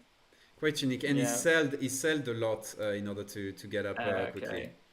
Yeah. So he's gonna lose the racks though. He might also lose the stable, which is quite a He's big gonna deal. lose he's gonna lose all his infrastructure. He's gonna have no wood for vet Jans, and he's got to somehow deal with Manchu with no Abyss guns. Good luck. And yeah, but like Azaps I guess would be the best unit, but like Azaps don't do anything else against the rest of the Chinese army, so Yeah. it's Abus gonna be quite gunners, tricky but to kill Manchu. Abus gunners, but without the veterancy tech, without even the how is it called, the foundry ready and on the floor, it's too much of an investment right now to go into Abus guns. So he's Yeah. gonna lose both indeed, and he's just gonna go into even more Jans basically with 2 Falconets, and he's gonna try to win the game from here. I really prefer the Lucas position right there. I have to say, quite a menacing position by him right now. Yeah, and I don't know if you saw, but he smartly went for the stable before the trading post, just to Yes. make sure no units pop out. Fully, fully agree. Or that upgrade don't come out or anything. So Or that as well, yeah. Oh. And he sees, oh wow, melee mode, man. Is that Manchu in melee? No, it looked No, like he no, was going range. to immediately fill, but this is good raid actually. He's doing a very good job of keeping the auto fill count very low. Oh, big raid at the top though. There we go. We can see one villager is gonna go down. Not even. Oh, they got One pathing villager. block. Oh, one vill. Okay. One vil. Still big, but one vil for 3 dailies at that stage. I don't think that's gonna change the game. Are those villagers low HP? They are not. And so those dailies might die. At least it is keeping the Manchu back and not in the front. So that's at least a victory right there. Meanwhile, Yeah. you can see the infantry army positioning in the middle of the map. While Do we have an eco check? So Otto's Yeah. on 24 vil plus capitalism. China's on 24 vil plus 2 wonders. So I think China's probably got the better eco here, but I don't know what his market upgrades are looking like, or if he's even got a market at all. Because I doubt he even has one. no market. No market Yeah. upgrades at all. Meanwhile, Batu, he has some market upgrades. We can see. Steel traps and place mines. Yeah. Right here, the Yeah. dailies are finally gonna go down to the Chinese cavalry right there. Yeah, Saj, good catch. rip in the chat. But yeah, more Janissaries on the side of Batu. Oh, Lucas is really pulling ahead. We can see here in terms of score. Thanks to those two wonder trickling, basically. There's another crow. Oh, I love Hand this. mortars coming out. Good I choice. love this. So basically, he's gonna deal with those two falconets thanks to the mortars. And at that point, I really don't see what Batu can do with such a weak eco in order to reverse the game. Once again, I really don't know. Is he looking to go into Mamelukes with that much coin? Maybe. Looks like it, doesn't it? It looks like He's it, gonna but sell for Mams. yeah. Yeah, he is. Mamelukes. Yeah. Mamelukes against Manchu. So Mamelukes still have 40% range resist, but I believe Manchu are just gonna, shoot at them wherever they're here. Here we go. Yeah. They are gonna I still absolutely like the demolish shipment them. though, because it soaks so much. Yeah, Like, yeah, I otherwise- agree. Otherwise, it's just Jan, right? So, but no, I like that Lucas is adding cav because Jans don't really kill Chinese cav at range. Yeah, So, I think having the tank for all of your like low HP infantry is going to be really, really nice as China. And like Chinese cav is just so strong. indeed, the meteor armors. Really, Yeah. that's always the thing. Chinese, they overwhelm you with infantry, but they win with cavalry. That's the thing. That's really the thing. We can Like see end mortars coming in. Sure, the maps are gonna pop, and guys, that's gonna be the last fight of that game. The end mortars on the falconets. Oh, the area damage too. That Falk's also low. dab in the chat, boys. That Falk is barely leaving down. There These you go. trees are going to be so good for Lucas too, and the crows just untouched here. And the Indeed. mortars are going to actually tank some of the Jan fire too. And But there yeah, you this go. is just great positioning for Lucas, I think. Like the Chinese monk right in the front, just tanking everything. Manchu just going to the same side as the Mams, and then like the skirms are just shooting at the Jans. I love the way he used this cav in order to tank some of the fire in the early game, but then retracted behind his redcoats, behind his arquebusiers actually, to use the meteor armor, at range, in range damage, which I really like. Really, really smart usage of that unit with their full range. And nicely played. Lucas taking game 3 right there. I believe if we look at all resources gathered, yeah. Actually, Lucas was behind, but just the pops and the shipment value of H3 shipment right there, really in favor of Lucas in general.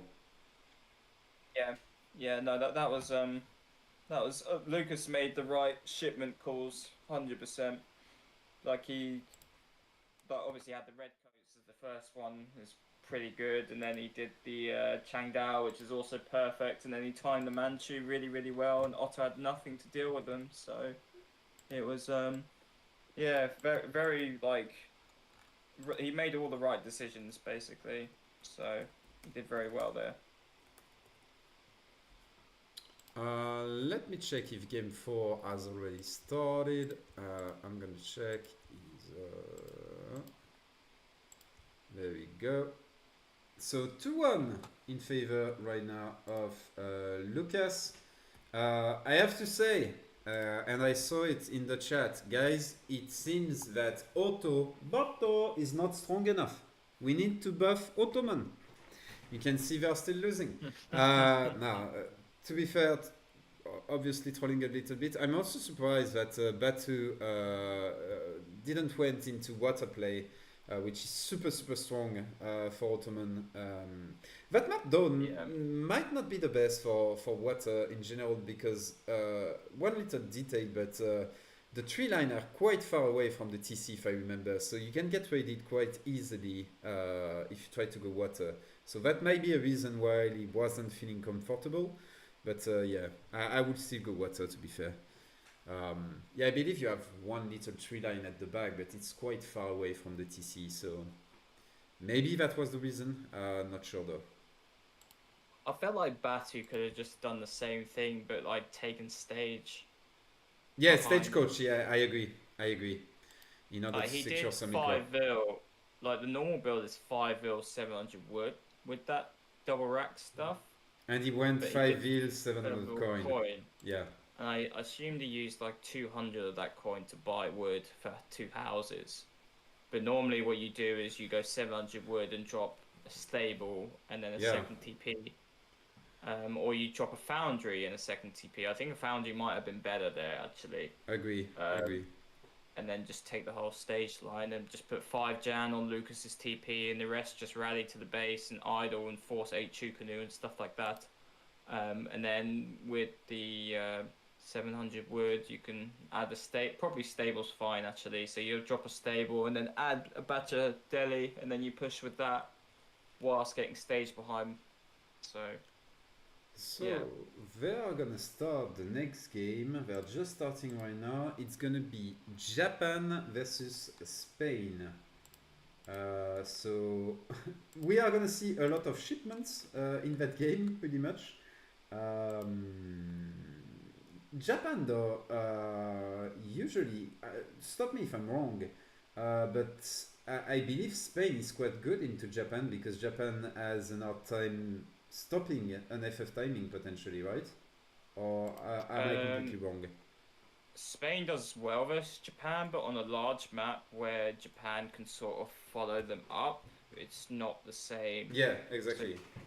So like Japan has time to sort of get H3 themselves, and then their units eventually get better. So they can hold with like Ashy Flaming Arrow or Ashy Yabs or something like that. The initial like Musk Falcon or Rod Falcon push. But like if it's a close map, I think Japan just gets wrecked. But on a map like that, then I think Japan does fine, honestly. Japan has a way out, Yeah. Like they have to forward, like Spain has to forward tower, which Japan can sort of kill and then follow up. I think though that we have seen a lot during that tourney up until now is actually Spain playing H2 and not necessarily committing for a long time in H2, but you know, going for the 25 musketeer, you send 7 rods and you just go in. Yeah. You know, and after that you transition into castle, into fortress stage. Sorry. I wonder if we are gonna see this, if that's gonna be the play on the side of Batu.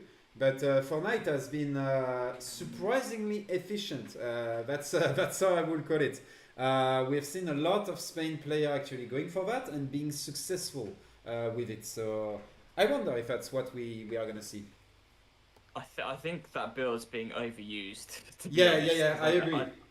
I don't think it's good against certain, like for example, I don't think it's good against like Olo. Unless they're going double Rax Jan themselves. Against an FF, I think it just loses. But against like double Rax Jan, it could be okay. But against Japan, it's bad because then Japan's just like, oh, I'm just gonna stay H2 a little bit longer and just wreck make with Ashes. Yeah, exactly. Yeah. That I would agree. So it's just like the longer Spain plays in H2 against Japan, the better it is for Japan. So just FF basically. Yeah.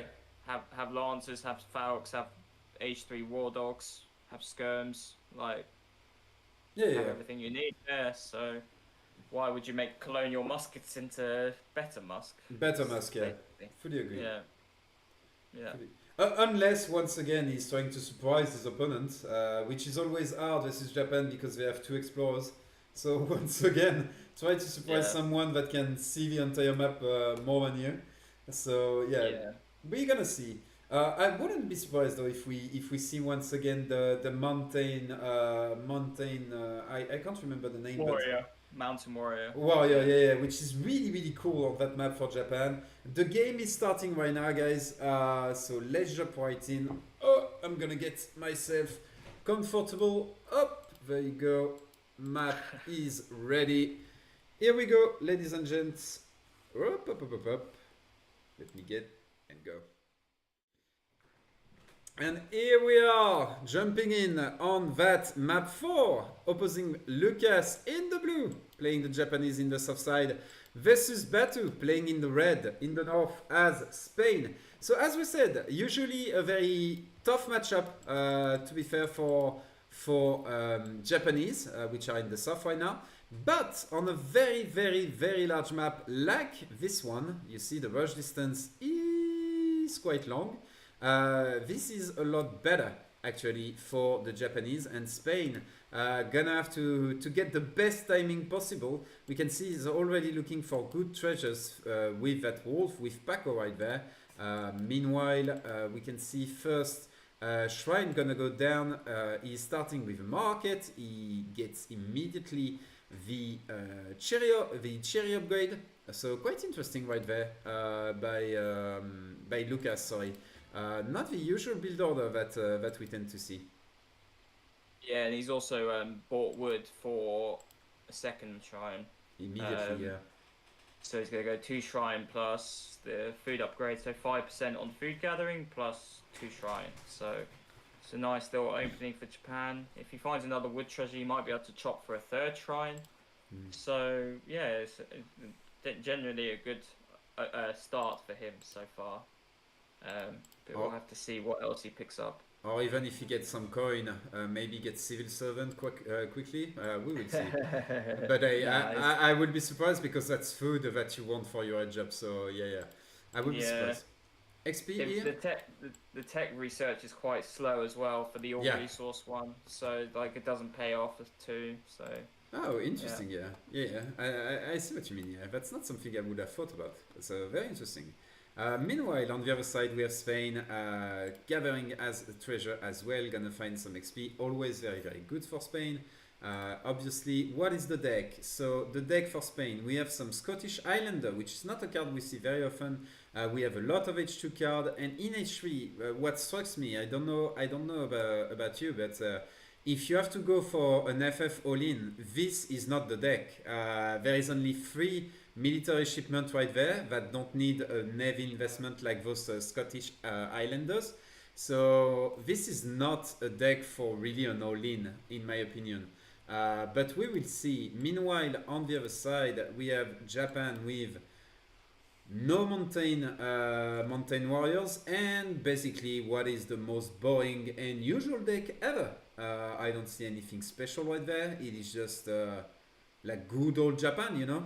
You have good cards, so you put them in the deck, basically.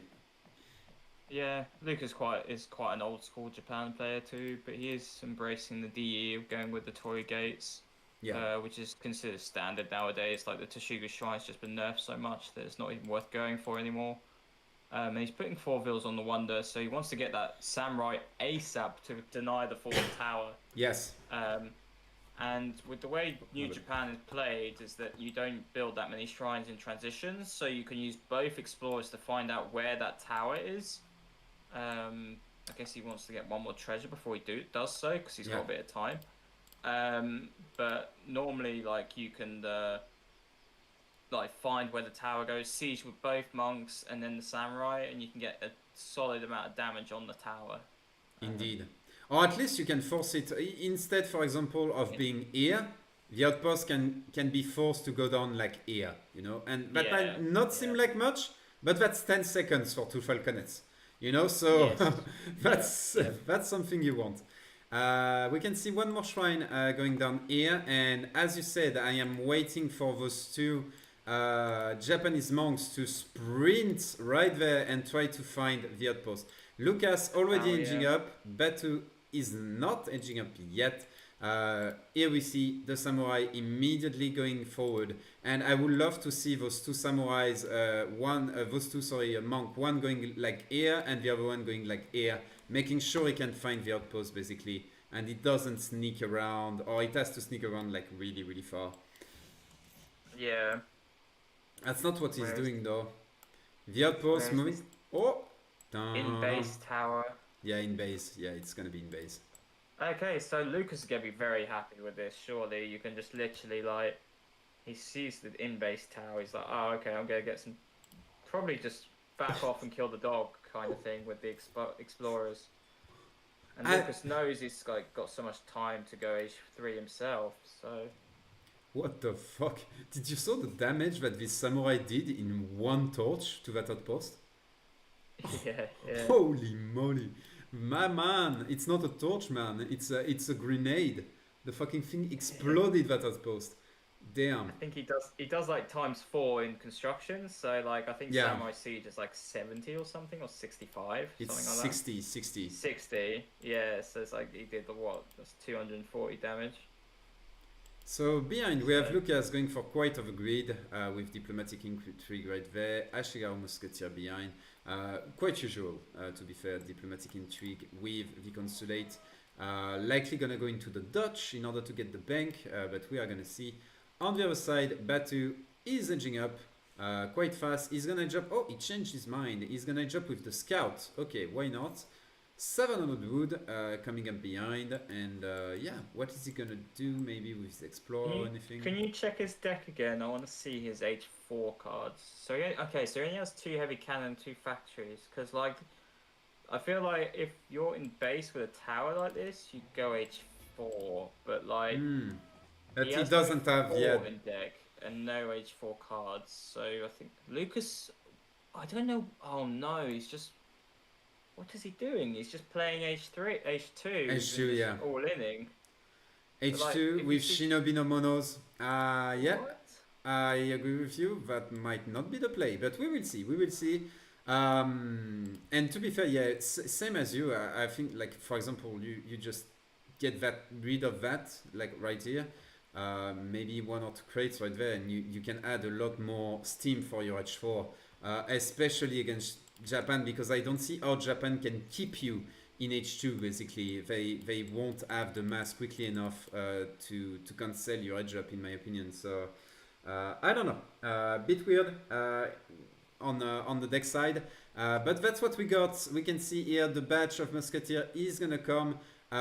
He sent a shipment, which I don't see. I believe it was 5 vil. 5 vil. Oh, that's quite greedy. Yeah. You might have wanted something like this, for example, the rods, in order to snare in case there is a commitment right there. Nicely pulling the settler back in order to keep gathering at the back of the base. Is he gathering with 10? Only with 9, that might be enough maybe to 2-shot or 3-shot. That's enough to 2-shot, actually. Yeah. So that's okay. fine. That's perfect, actually. But like, this is where Batu's kind of. I think he's fine, but he can't ship anything. And Lucas probably knows this as well. Finish the house, Lucas. Yeah. He is. Right there. Oh, he doesn't have the pop anymore. He doesn't have the pop. He needs to actually lose an SR. Yeah, there you go. Lose the SR. He's going to call Minutemen. The Spanish are already in the queue. So this is going to be fine. That's going to be a cleanup, I believe. Spain is going to survive this without many issue. And Spain is going to have to run back to his base with his leg with his tail, between his legs. That's not a good push at all. That's sending a lot of XP as well to Spain, and Spain is going to make very good use of that. Meanwhile, almost no villager got down, still 23 villagers. Nicely played here by Batu, nicely defended. Be careful, because this is coming. those ashes are gonna get cleaned, like 100%. Yeah, there you see the little bait losing a villager though, and now the Spanish lancers, they are just gonna eat those Ashigarus alive with the help of the musketeer behind this. Like this is the Lucas has just not played towards the map at all because it's so long to cross the. Like, imagine if he didn't have to cross the entire map and he was just in his base like 20 seconds earlier and killed the houses. Like Spain wouldn't have been able to ship anything. I agree. But like he hasn't catered towards the fact that the map is fucking huge, so he could have just like literally Shogun at FF'd with a decent bit of eco behind it as well, and then just be up with Veteran Ashi and Flaming Arrows and way better H3 shipments with Torii Gates XP income. But now he's just chosen to just ship 5 Ashi and 300 export, which are just not good shipments. So, and now he's just hard stuck H2, and there's Falcons and Lancers going to be knocking on your door in about a minute or so. Yeah. The only good thing going for him is that there is no wood for the musketeer upgrade because he had to invest into all those extra houses. So veteran musketeer is not going to come anytime soon, at least for now. But we can see the 9 rods are going to be shipped behind this in order to assure the snare. That's the only thing, as I said, that I don't like with this deck. There is no 4 lancers. And 4 lancers, I believe, is a super good shipment in general that you really want into the deck if you want that H3 sustained pressure. Oh, hang on, there's a raid coming along on the top of the map. Indeed, right there. Oh, some huge ashes. raid. Those are all dead. Like, those are all dead. If Lucas does this well, they're dead. Those poor ladies are gonna be victims of war. Right there. The last one is gonna not go down. Yeah. Damn. 9 careful though. Careful not to lose those a little bit freely. They are gonna go towards the north, gonna try to snipe even more of those villagers. Sniping a musketeer. I don't know if he was the original target, but he died, that's for sure.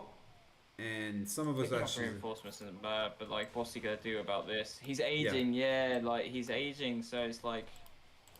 So he doesn't want to fight now. He was planning on this raid to basically force the army of Spain back, but Batu, being a smart boy, he doesn't go back, he just goes forward, you know. Musketeer goes forward, Falconet go forward, and here we can see the TC going very low right there. Already a third of HP left only. Some of the units though cannot siege. He should bring his infantry a little bit forward to make sure everyone can siege right there. This is gonna go down, and with it... He does get up, but it's just like, it's fucking... He doesn't have a shipment point. He doesn't have a shipment point. Yeah, he cannot receive anything. Oh, the Daimyo didn't pop out. Nope. Nope. I thought he aced up in time, but no, the Daimyo never popped out, so he couldn't ship anything. G into the G. Yeah, I was wondering why you said oh, it's going down, because in versus Japan it usually doesn't matter because they edge up with wonders. But as you said, you need the Daimyo to pop, and it didn't. So too bad right there. I thought it popped. I thought he aged in time to pop out, but no. Ladies and gentlemen, in case you were wondering, this is Defender advantage in a nutshell. There you go. that's Defender advantage right there. Like, holy moly, look at that. Almost, double the military amount of units, and the fight ends up in favor of... You got to remember though, there was 5 H3 War Dogs in there. Yeah, exactly. Melee attack is so low compared to even normal Musks, so like War Dogs do so good against like low numbers of Ashi. Fully agreed. Shipment curve, we can see shipment curve quite equal. That's the power of Torii Gate right here, basically. Yeah, keeping up the shipment bonus of Spain. But G into the G. It's a win by. Now. Yeah, exactly. I was gonna ask myself. It's a 2-2 indeed. So I have to change the score for Batu. 2. There you go. Game 4, PR2 victory, defeat, and we are gonna jump into game 5. Game 5. Do we have the game already? For G5. And this is actually the most balanced series we have had for the entire weekend, I believe. So, which is quite cool. Which is quite cool. Yeah. But And the games have been actually quite close as well. Like the China Otto was quite close. The Aztec Brick was close. The USA Mirror wasn't, but even that last game was pretty close. That might seem like a detail, but if Batu cannot build those 3 houses, he doesn't receive all the shipment, and suddenly he is dead. So that was really close right there. Once again. Thanks to those shinobis just smacking the houses with their little grenades, they do quite a lot of siege damage. Do we have game 5 starting? They didn't told me, but maybe they did behind our backs. I don't see. I don't see it. I don't see it either. So maybe they just took a little break, which I wouldn't mind.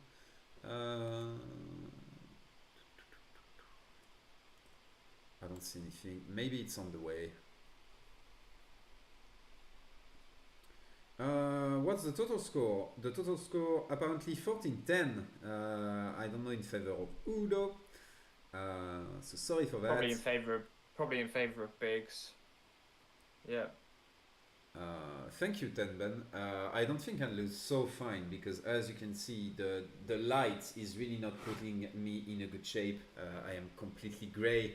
Let's put that light towards me. Now I look like an aspirin, you know. So let's put it on the side again. But yeah, I'm lacking some colors, you know. I haven't seen the sunshine enough, or maybe I don't.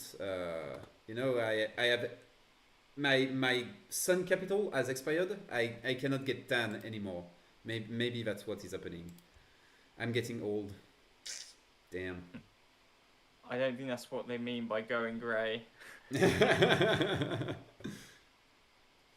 How is the weather? Right now it's the night, so there you go. That's the weather. No, but it has been sunny all day with a few clouds, but you know, 30 degrees, so all fine. All fine. To be fair, considering Biggs are the best team, arguably, and MDS are arguably the worst team, 14-10 isn't bad. Yeah, quite balanced. Yeah. It makes you think how well MDS is going to do against like SKG and CMC. Indeed. Let me check the groups actually. Like, you thinking this would be like the most one-sided scoreline, but it's actually it's not closer than expected. Yeah. And it's not. Which is kind of good for MDS actually. Should be like a confidence boost. Yeah, group 1 and stuff. Matches, yeah, there you go. Indeed. Don't have any news on the map. I don't see anything in the boss game thingy.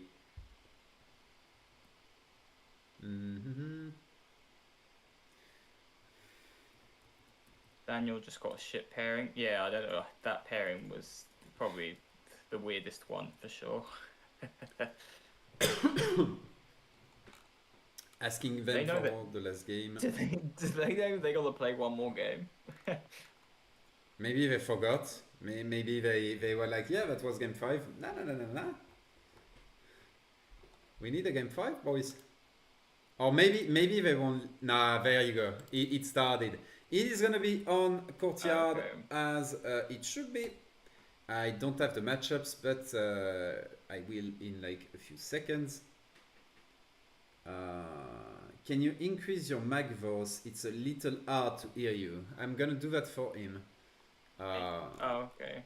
I believe it depends on if you talk right into it or not, because nobody has been complaining since the beginning. So I'm gonna put you slightly more loud, but not like ultra loud. Okay. I could always speak a bit louder as well. Yeah, exactly. That's what I mean. I think in the games you speak a little bit louder. So it's gonna be France against Spain. It's gonna be France on the side of Batu. So player 2 gonna play France, and we are gonna have Spain on the side of Lucas.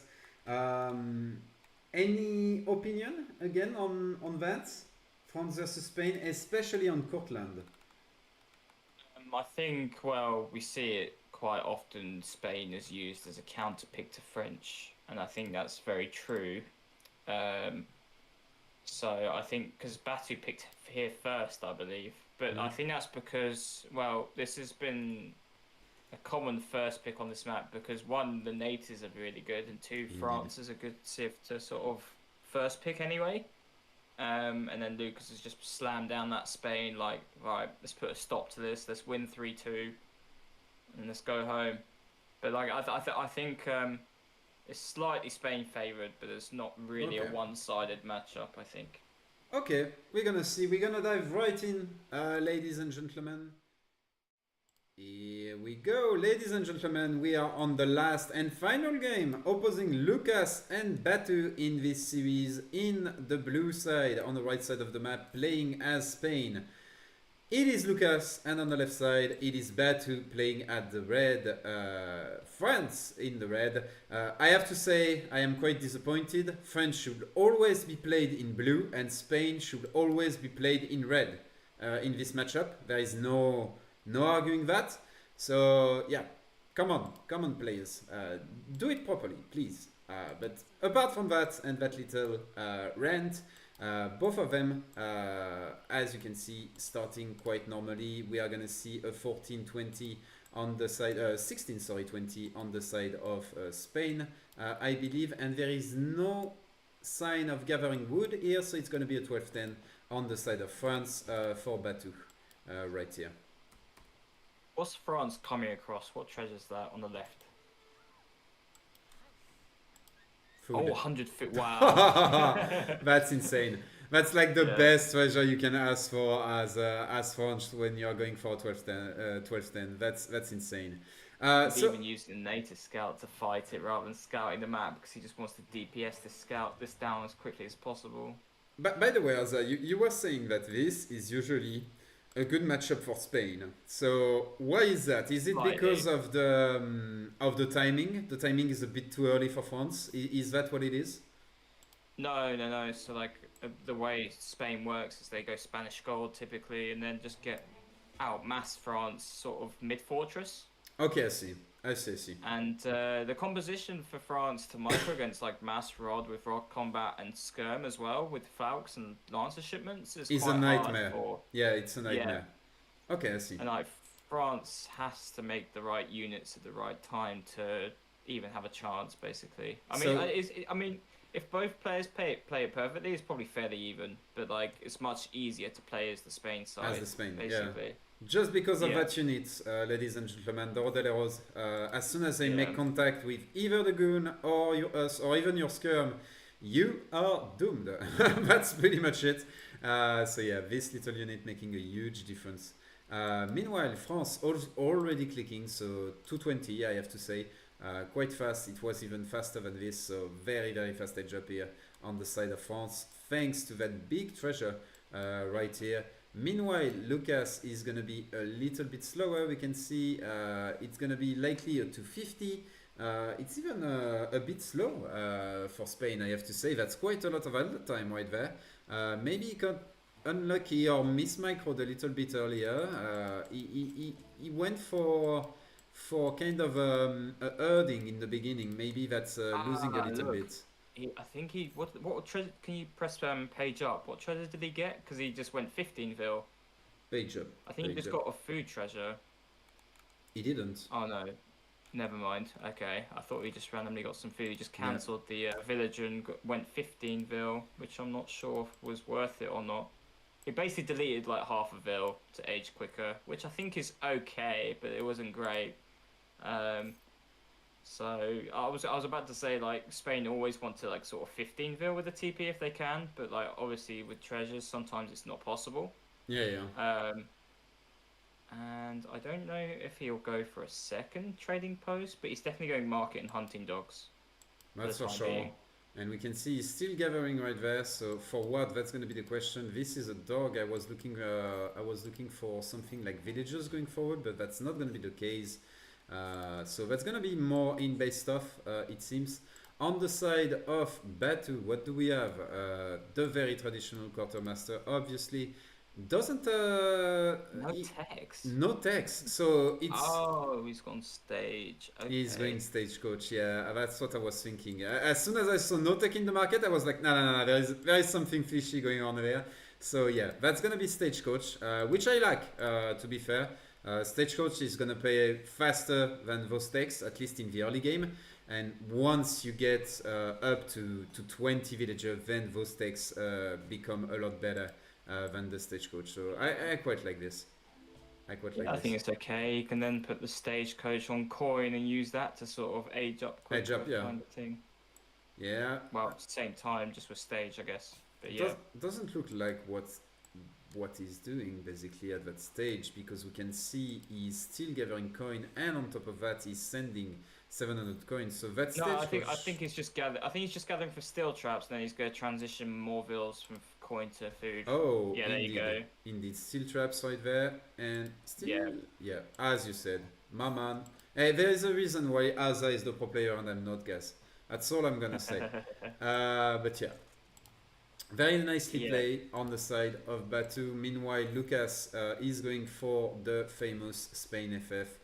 We can see here, coin would, maybe he's gonna send the 5 villagers. I wouldn't be surprised. He should, yeah. He should. Yeah. Because there is absolutely zero pressure on the side of France. I believe he got his explorer to scout. Yeah, same. He got the dog to scout. So I'm pretty sure he knows what's up, and he knows that that basically nothing is up. That's the big thing right there. He should be aware that there is basically no military building on the other side of the map, and that he can grid always a little bit more, basically. Yeah, it seems like they're both doing this sort of greed FF. Exactly. And I think this favors Spain, 100%, because this uncontested, yeah. Well, it's like Spanish gold with 2 TPs that are not sieged down is kind of a big deal, because it means their shipment curve is just going to be like, he's shipping 5 vil, right? And look at like his shipment curve, and he's just clicked up, and he's going to get staged, so he's going to get another pass from each time, each post. So he's going to have probably 2 shipments. Yeah, almost. Almost 2 shipments by the time he hits H3, which whilst shipping 5 vil. So that's insane. That's insane indeed. Yeah. And the way France counteracts that is by basically making 10 musk or maybe more and sieging this. Hang on, stop. I've just been informed that Lucas dropped and they're going to try and save game. Oh. So I'm guessing we're seeing that now. Okay. So do we continue on then, and maybe we are gonna load the save game afterwards? Is that what it is? I think it might be a save game scenario, yeah, but I don't know when he drops. I literally got that message from Batu 2 minutes ago. Okay, so let's continue with this, and we are gonna see, guys, how they are gonna do this. If they cannot get the save game, it's gonna restart anyway, so don't worry, guys. We will have that get 5. Basically, that's what I'm trying to say. Some rods being produced here. We can see the scout here is gonna come on the side of Lucas. So rods and hussars, basically. Meanwhile, on the side of Batu, we are already in H3 right there, already training veteran skirmisher, veteran dragoons. He doesn't have a shipment though ready to send. That's the big difference here between France and Spain. Spain, he has more than 1 shipment, as we said, almost 2 shipments right there, ready to arrive. So he's gonna be very, very fine. Yeah, and I wonder if he's gonna go Spanish gold or not. Spanish gold. Yeah, he is. Yeah, he is. Makes sense. And now he just trains some. Is he building a house? Yeah, he is. And now he starts putting skirmishers and dogs in queue, and then should be fine to deal with like any early aggression from France if he decides to do so. So yeah, skirmisher. There you go. Yeah, training vills, shipping Spanish gold, and then he's probably gonna go 1k wood after this. I don't know if he's gonna, because he has access to the sexual, so maybe he's not gonna grid for the 1k wood, and he's gonna go 1k wood anyway. I think he should. Yeah. He wants a second barracks, vet rod, houses, stable, yeah, maybe even right. an arsenal. Like, there's so many things you could use that wood on. Indeed. Even getting, I believe they get upgraded by the card that gives more HP to melee infantry, which could be a good card if you have a little bit Ouch. of wood overflow. Yeah, ouch. As you said, three SRs going down right there. Not the end of the world for Spain, but for sure not the best. On the side of France, just spamming those skirms, spamming those dragoons. Hasn't sent a card yet, I believe, in H3, which is quite dramatic at that point. It's been quite a while. No, he shipped. I think he shipped 1k coin. Right? Oh yeah, 1k Yeah, coin. yeah. Yeah, you're right. I didn't saw that. He's basically just shipped that to mass a shit ton, basically. Yeah. Like, you can get, like, look at his mass, right? He's got 15 goon, 10 skirm while shipping no units, so it's kind of good batches he's been getting out. Spot. What is going to be the next shipment? That's the big question. Probably Falx, right? That's what I would do. You will send Falx here? Wouldn't I that think so. make it easy to just run at you with rods? That's the only thing. Usually I'm not a super fan of Falconets early. Yeah. I'm not surprised that he's going for the skirm first. Yeah. I'm not surprised. But yeah, I see why we will go Falx, but myself at least I will not commit to Falx straight away. And here we have the pause, as we talked about. Yeah, go to Lucas's point of view. I'm just wondering if he's like been AFKing res for so long. Yeah, wow. Yeah. Oh yeah. He dropped. Oh, he that's dropped for a so while. rough to see. So Oh, even no. if they restart the game, he's gonna have all of that, right? Even if they. Yeah. That's He's dramatic, just gotta, guys. like, he's got to just instantly spam from those two. At least he's built the barracks and he's got like Yeah. pop space to like instantly Q10 skirm type thing and But build for- barracks and sorry, stable and stuff. For example, he doesn't have the stable ready. He should by that point. Yeah. Stuff like this. He doesn't have all of the houses ready to go. He doesn't have the arsenal, as you said, in order to get the key upgrades that he needs. So that's quite dramatic right there. So they are trying to restart. Let's get out of that game, and we're gonna see how it goes. So we hope this is not gonna compromise, let's say, the integrity of the game. I have to say, if Lucas is fine restarting from that point, then I think they're trying to save game. yeah. Yeah, they're trying to save game. If it's not, restarting is okay, obviously, even if you know what your opponent is gonna do, which is a bit sad, but hey. Well, hopefully they do the exact same strat if they do restart, but Yeah, pretty much. I'm hoping they do, but obviously they're not. They don't have to. But then if they restart, then Batu doesn't have the 100 food, and Lucas doesn't have the uncontested like 2 TPs into H3 and Spanish Yeah. gold and stuff. So I don't know. It's hard to tell in these scenarios. It's good that Batu's letting the restart happen though. So I think it's gonna be hard though to contest the 100 food on the side of Batu anyway. It was really basically into his base. So no, but what I mean is if we restart, then he might not get that 100 food. Oh spawn. yeah, I see what you mean. The spawn, yeah. My bad. I was thinking, of course the treasures are randomly generated. I'm dumb. So yeah, that may be an issue as well. You're right. Yeah, but I mean, we'll have to see. Maybe they can get the restart going. Currently loading. Oh, sorry. We have the in-game screen. I'm gonna switch back to the home screen. So you can see our wonderful faces. Try not to get too jealous. Come on. I am the one that has to be jealous. Look at that airline. Damn! I got the beard though. Hey. Yeah, you've got the sexy beard. I got to have something, But I'm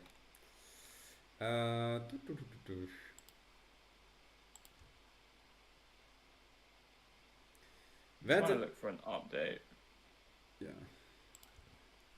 That has been a rocky series, I have to say. Ladies and gentlemen on the stream, I can see that we are actually quite a lot on the stream. So thank you once again for your support, guys, ladies, gentlemen, people of the sea, everything in between. Like, really thank you for your support, despite this being a little bit rocky. So that's really, really cool of you. I wouldn't be shocked if with YouTube combined we are around 350 people watching. So despite the issues, yeah, almost. So that's really quite cool. I think they still want game volume up. Well, this is one guy. I don't know if it's everyone. Someone in the chat, is it Kenoki with a Y or is it Kenoki with a E? It's not a E, it's a I. It's with both. It depends on the platform. If I have only the Y, I do it with the Y basically. Because I believe it's an anime character. I didn't even knew. Like I believe it's an anime character, Kenoki. So yeah. Please turn up game volume. I will for the next game. As soon as it restarts. Or do you mean like as we are talking right now? But I don't think that's the goal. I believe that's in game, so I'm gonna get it up a little bit for in game.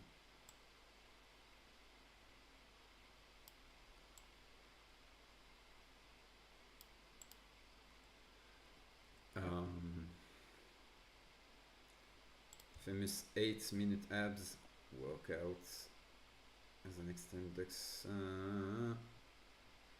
I want to get an update from Batu.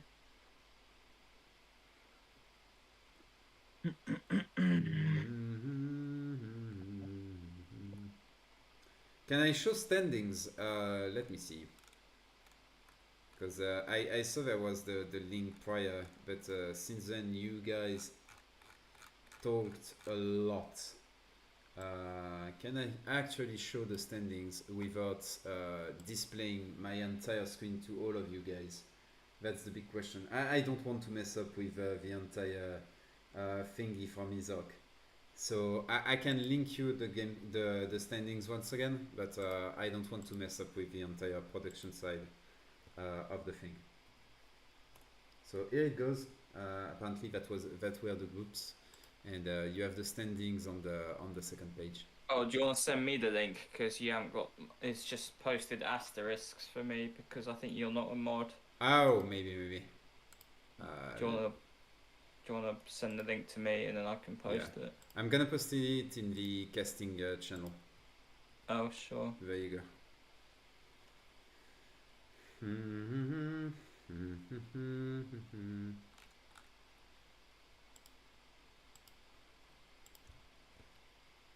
Damn it, Baron. You beat me to it. Damn. Apparently it works. Oh, it's actually a command. Okay. Yeah, it's a command. Out APM. Baron confirms superior player than Azar. There you go. Absolutely. And I have to say, Robot was a better player than Baron. I was a better player than Baron as well, but Robot was better than me. So there you go. Robot top of the food chain, then me, then Baron, then Azar. There you go.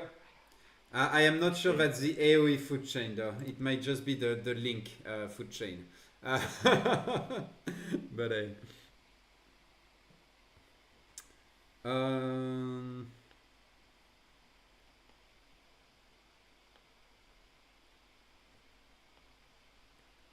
in TTM.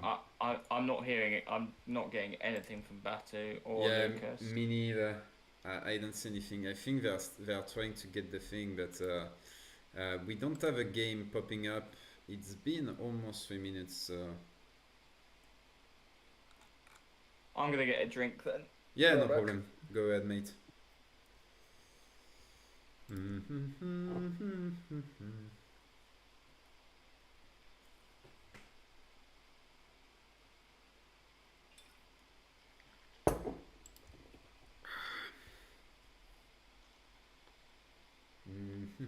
And it's getting quite late, I have to say. I need to wake up early tomorrow. Oh. I'm an old man with responsibility, you know, guys. Damn.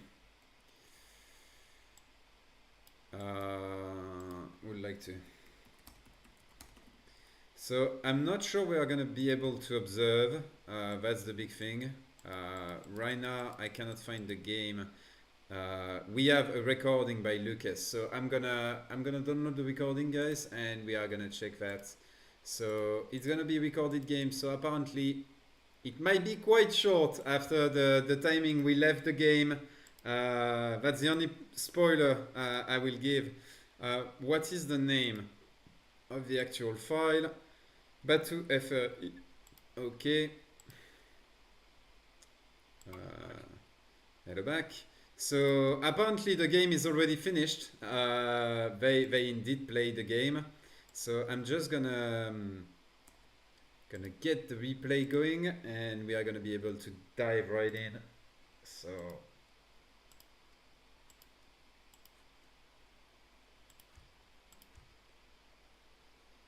recorded game, yes. That's an incredible number of pillows right there, and this is my room. There we go. It's just a downstairs room, the laundry room. So that's why there are so many pillows. So, oh, it actually starts straight on the dot. So let's get ready, ladies and gents. We jump right back in. So here we go. So coming out of the little pause, just so everyone is aware of what's going on, we can see that a mass from Batu is actually crossing the map, getting ready to smash into Lucas' base. Lucas had a disconnect, so he's ready to double batch here. We can see some skirmisher, and he needs to invest all of this big wood and all of those resources into units as fast as possible, because this is coming his way. So basically that's the stage of the game right there. Trying to snipe here the explorer. We can see Batu with all of his army, all of his might, just nearby basically. It seems like Batu is not gonna dive straight in, so that's gonna give a little bit of time to Lucas. Oh, as I say that, some skirmishers are gonna go down, and we can see here the goons moving forward. The reinforcing batch of goon is not there anymore. Is not there yet. We can see now they are popping finally. The militiamen are gonna be called. More skirmishers coming behind. Militiamen on the way. There you go. Still the wood hasn't been invested into a stable. Still we are lacking a few houses right there. Can Spain stabilize? Yes, Spain is actually stabilizing right there. Thanks to the Minutemen. It's gonna be more roads coming at the back of this. He needs... oh, no, the roads have been cancelled. That's gonna be falconets instead. He needs to invest into that stable in order to get more lances, and he needs to keep the batching of those skirmishers as fast as he can in order to hold versus all of this from France. Meanwhile, Batu is just batching more and more and more guns. Actually, quite a bit of a miss micro right there. I believe his coin mine run out, and so now he's gonna have quite a lot of delay on the next reinforcing batch.